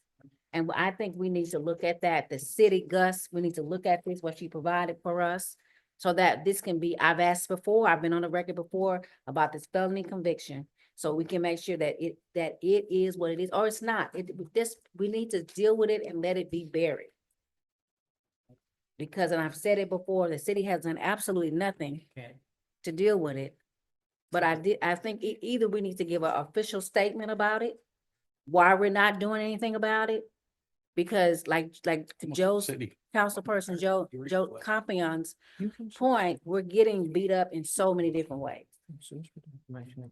And so if he wasn't eligible, if he was eligible, who determines that? And if we don't. Miss Yancey, you already know that I Mr. am. Lowry, Mr. Lowry. You already know that I Mr. am. Lowry. You gotta can't- cease and desist. Mr. Lowry, I'm you well can't, aware. Mr. Lowry, No, you cannot, you It's can't. nonsense. You She, know that is her request, Mr. Lowry. She's requested it 10 times. Mr. Lowry, And she's turned it into Mr. the Lowry. there's nothing there. Knock We it under, off. It's okay, ridiculous. we understand. It is Ms. Yancey, complete let me have, nonsense. Mr. Lowry. It is, it's That is her, nonsense. that is her. I'm going to shut both of y'all down. It's nonsense. Mr. Lowry.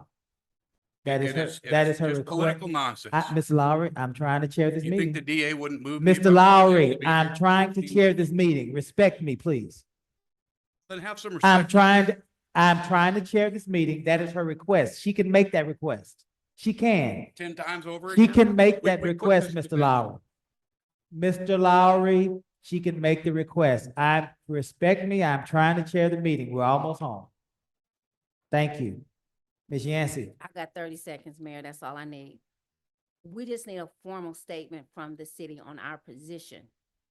Whatever the city's position is, we need to give a formal statement to say, we do not have this authority, we cannot do this, but the city has a right to not only protect the councilman that sits here, but give a formal statement from this administration. We've never done that. And I think it's time that we do that so we can squash this issue. Squashed. Call the DA. Mr. Compion. First of all, condolences on all our part. Chief Wagner's mother-in-law passed away, and funeral was just this past week. And so I express our condolences to the family there. There were two reported incidents to the Red Cross. I just wanted people to know that we're responding. We'll see more of those as cold weather moves in. It's my warning. Check your connections, check your, people have this habit of just plugging in heaters into these extension cords. That's not what you do with the heater. Heaters need to be plugged into the wall. That's where our fires happen especially in mobile homes. That's what, and they just burn up completely. I agree. We do need to follow up on the Delaney. Folks out on that side, or the work or the traffic pattern for the Amazon trucks is not consistent with the representations that were made to us in terms of the egress and what's the egress? Egress of the vehicles in the Amazon. And along that, we need to follow up. We had a couple of times. I'll reach out if you can't, I can get them, but follow up for TxDOT to get here before us. I think it's atrocious, the lack of the grass cutting that's going on. It's a safety issue, and it's hard to see cars coming down the frontage road.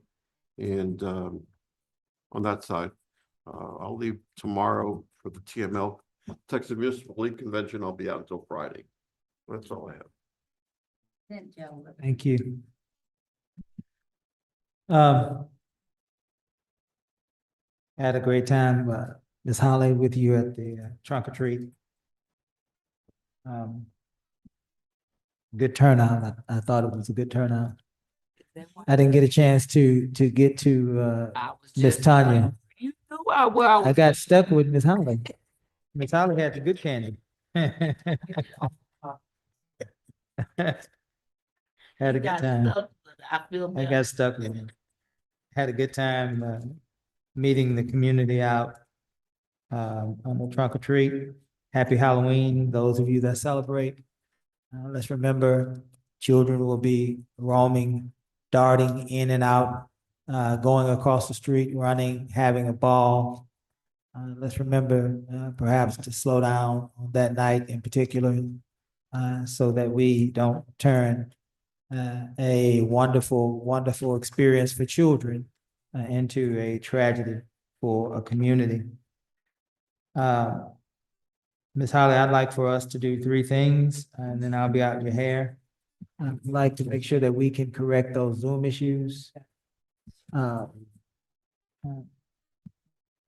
Secondly, Ms. Holly / Ms. Nance, I had been requesting for a few years a civic academy. A civic academy. I know we had a young man here, was it 2 summers ago, maybe? That was responsible for creating videos for the Civic Academy. And the Civic Academy is simply one of the issues that we have today is that people don't know their government. Long gone are the days of Dan Rather and Walter Cronkite, where whatever they said, you could take to the bank. We don't have that type of infrastructure, media infrastructure. Media has very many sources, and those sources, whether they're I'm not speaking of local media, I'm speaking of national, local, all media, and those media sources tend to be partisan on both sides, and so it is a good thing for us to have an opportunity for our residents to learn our government. And that's what the purpose of that that Civic Academy was. And so I'd like to see where we are with that. Citizens were supposed to be able to sign up and take various courses, watch various videos, and then they would be awarded those certificates, and then they would then become ambassadors in our community. So if someone were to say the budget is too high because they've increased water rates, well, we know that that can't be true. Those are two different funds, right? And so that Civic Academy will help us to understand how government on the municipal level actually works, so that we can spread those bits of information to the rest of our neighbors, our family, and our friends. Civic Academy would be the second. Zoom issues the first, Civic Academy the second, and thirdly, I would like an update on Heroes Village, as we are. And you don't have any idea what Heroes Village is. And so Heroes Village is a collaboration, a partnership that we are developing with Habitat for Humanity. And is it Welby? Is that Welby Financial? Welby Financial. There's a plot of land in District D that can hold about, I guess it was 10 single-family homes or something of that nature, 8 to 10 single-family homes. We wanted to have those homes built, Ms. Holly, and we wanted to provide them to veterans, active duty military, retired military, and disabled military, so that we can build a military community that those young families who have children could have as neighbors. Disabled vets who many times are depressed and struggling mentally with retired vets, and so perhaps that community would come together, and the youth of those children and younger active military personnel would uplift the spirits of perhaps some of our disabled and retired vets. And we would, be able to see what that would look like, not only in our community, but maybe model that for other communities. And so I'd like to see where we are with an update for Heroes Village. And lastly, I would like to welcome Interim Chief Rodriguez. I was thinking about your government name because I call you G-Rod, but it's Gilberto Rodriguez. I want you to do well. You have my support, not only as mayor, but as a member of this great city. One of the things that I've heard you say, no shade, but one of the things that I've heard you say, not only to me, but I've heard Ms. Yancey say this. I think y'all went to some sort of a class together, like Leadership Mainland. I heard Ms. Nance say this as well. And this is something that, and if you didn't say this, forgive us. But when you were named, I thought about this and I got excited about it. I heard you said this. Let me paraphrase it because I don't want to say it like that. You are a man who is interested in making sure the department that you work for is a department that is keeping their nose clean. I'll leave it at that. And so you said something else, but I don't want to say what you said because I don't think it's appropriate for me to say that. But you believe in a clean police department. And I'm not saying that our department is not clean. I'm saying that that's what you believe in. And I'm excited to see you work. And so congratulations. And I look forward to all of the wonderful things that you will do in our police department. There's nothing further. I will entertain a motion to adjourn. Is there a second? All in favor? Aye. We stand adjourned.